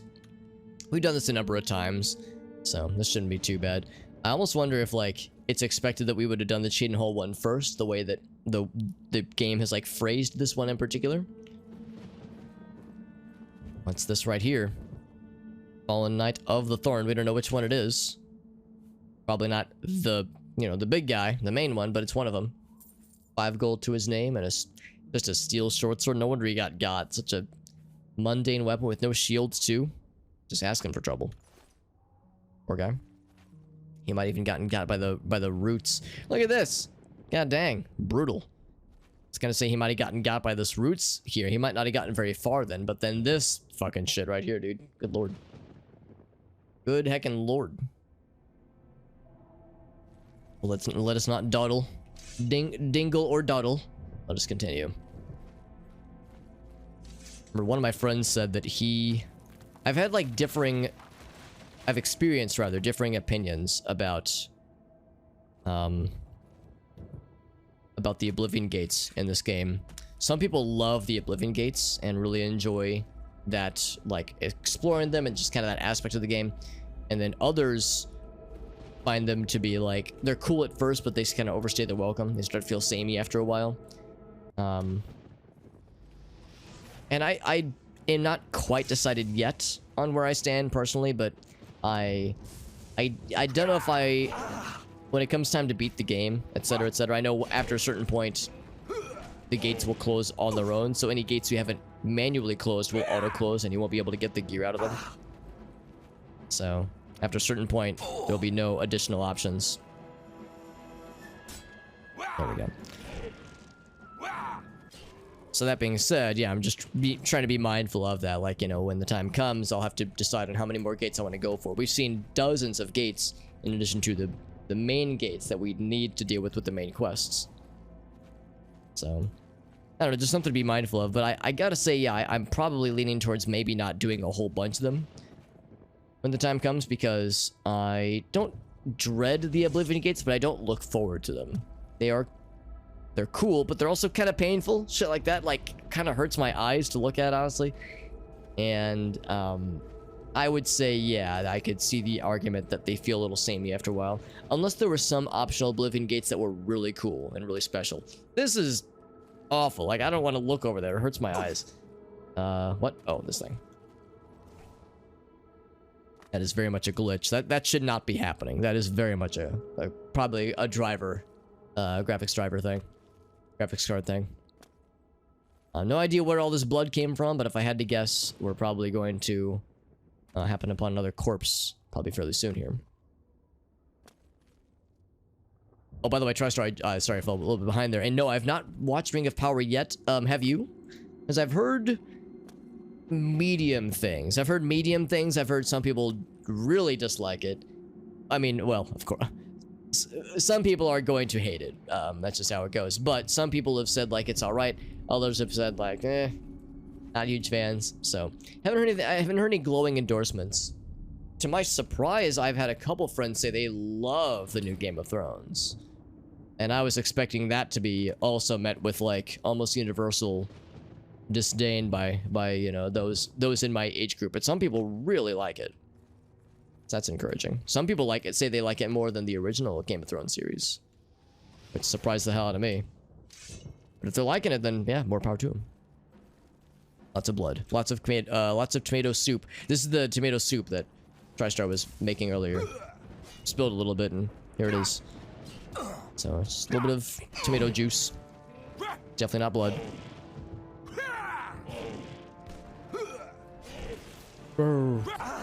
Ouch. Do it. Try me. Okay, fine. I'll try you instead. You're just gonna stand there. I can stand here too. Bonk.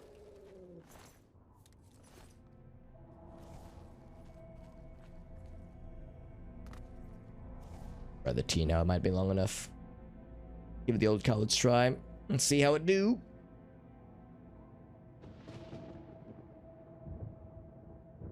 It's pretty pleasant. I can definitely taste kind of like the little hints of honey and the hints of vanilla. It's not like a very strong flavor, but chamomile is by design not really meant to be very strong anyway. It's very chill and very subtle. I'm not sure what causes that to happen, but the rocks just decide that they're done. There's a gate. In fact, it looks like it is the gate to go through. Oh wait, what was this called? The Bowels? What was it called? The Bowels. I think I've told this story before, but whenever I think of the word bowel, it's nothing weird, I promise. Well, it's a little weird, but it's nothing like gross. When I think of the word bowel, I think of back in my old job, before my current employer. At my old job, they would do a once annual bowling charity event. That was always fun. And people would take turns being captains for their bowling teams, and basically it would be themed around, like, you know, the coworkers, like the development team you were on. So that dictated which bowling team you'd be on, that kind of thing. So we would all take turns on each year as far as who would be the captain for the team, and who would decide on, you know, goofy stuff like bowling name, that kind of thing. And one of the guys on the team, Craig, I was the captain one year, and I was tasked with getting a roster of who would be bowling that year. One of my coworkers, Craig, replied back to the email. He replied all, saying what he meant to see was "I will be bowling." What he instead said was "I will be bowling." It's B-O-W-E-L-I-N-G. So that's what I think of. Whenever I hear the word bowl or bowels, I think of Craig saying he's gonna be bowling, and it's like, whoa, TMI, dude, what the hell? Also, I just noticed my chat actually stopped working. Thank you, Mini Rose, for that raid. Give me 1 second. I need to bring my chat back up. I've actually never had this happen, but my chat decided to just stop working on me. So give me 1 moment. Thank you, Mini Rose. That's so sweet. Okay. I think I got it. Here we go. I think I got it. So, yeah. So TriStar said, yeah, not a big fan of the Oblivion Gates. Yeah, honestly, I don't hate them, but I don't think I'm enjoying them a whole lot, honestly. The movies didn't follow the books to a T. Right, exactly, yeah. There was some bad blood with Peter Jackson. Really? Of all people? Because I thought the Peter Jackson stuff was the good stuff. They just don't follow the books as much. Right. I got you. Thank you, Mini Rose, by the way. That's very sweet. Thank you, Ogalso, giving a shout out for our friend Mini Rose, doing some Pokemon Sword and Shield. Was that, let's see, is it a Nuzlocke run this time around? I know Mini Rose does a lot of Pokemon, or a decent amount of Pokemon, I would say. Thank you, Mini Rose, for that very generous raid. It's very sweet. Mini Rose is a variety streamer, although she does a lot of Pokemon, Nintendo types of things from time to time on her channel. This game is a little bit different than Pokemon, admittedly, so I know it's not everyone's cup of tea, but we're doing a casual playthrough of Oblivion. This is actually my first ever playthrough of Oblivion. Never played this game until now.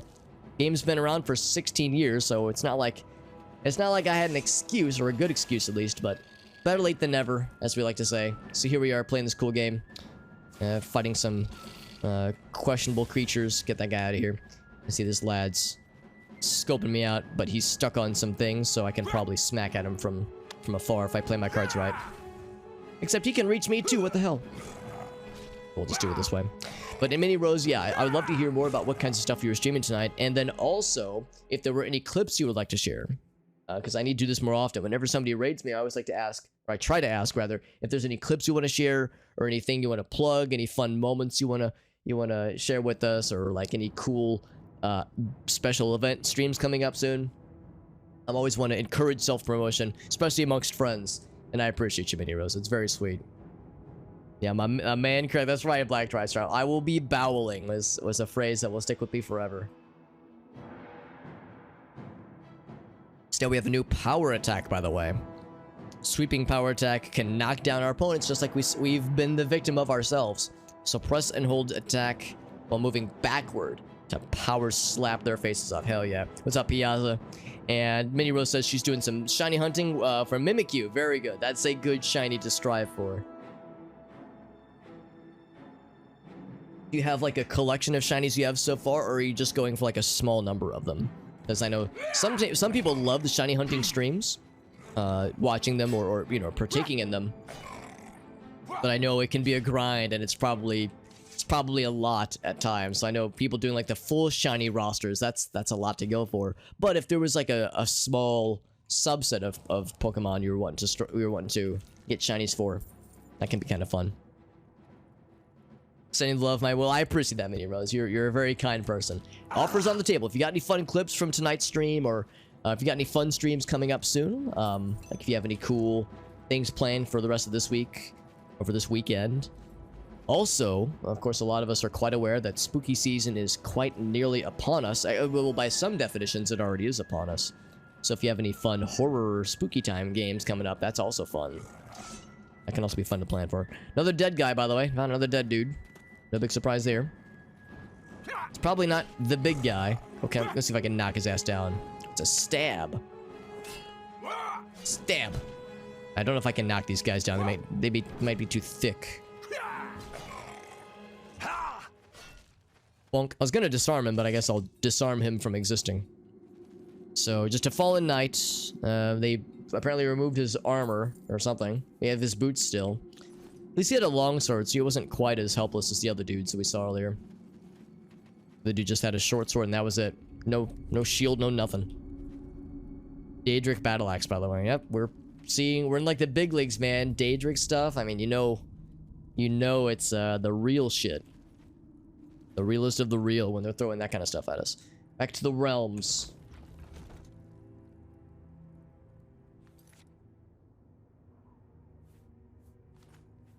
So repair a couple things, because my gauntlets are the first things to go every dang time. Granted, they don't have a ton of armor to them. So it's not like there's a ton of juice that we're missing. But still, juice getting removed regardless. When you have leather gear, it tends to get broken upon sometimes just a single encounter, maybe even a single attack if you're fighting something really scary.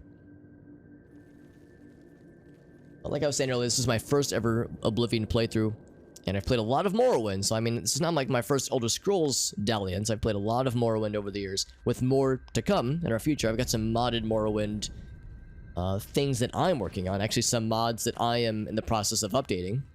I've made mods previously, so I'm basically working on updates for my mods for Morrowind. So we'll have more Morrowind in our future, but in the meantime, we're doing some casual Oblivion fun times. That includes fighting spider ladies, who definitely dodge my lightning abilities. Alright, you know what? Fine, if you're gonna be that way, lady. Can I knock her ass down? Whoa, they can knock my ass down with that paralyzed spell. As I topple over like a fallen statue. Spin! She was spinning to winning. There she goes. Yep, I don't know why she's doing that, but it's very, very funny. The power attack doesn't seem to knock things over as easily as I was hoping it would, but these monsters are probably resistant to most such things. Whoa, let me just fall over. She keeps healing herself, which is very not nice of her. Ouch. Ouch. I want to go back to her spinning around like a spinning top. She damaged my speed while I damaged her face. Hell yeah. Give me your silk and your venom. And meanwhile, I gotta restore my speed, which got damaged apparently. And my agility. Well, dang. I have just the thing. Agility. Bam. And then speed. Also bam. And then heal up. Is that all of it? Yep. Back to full.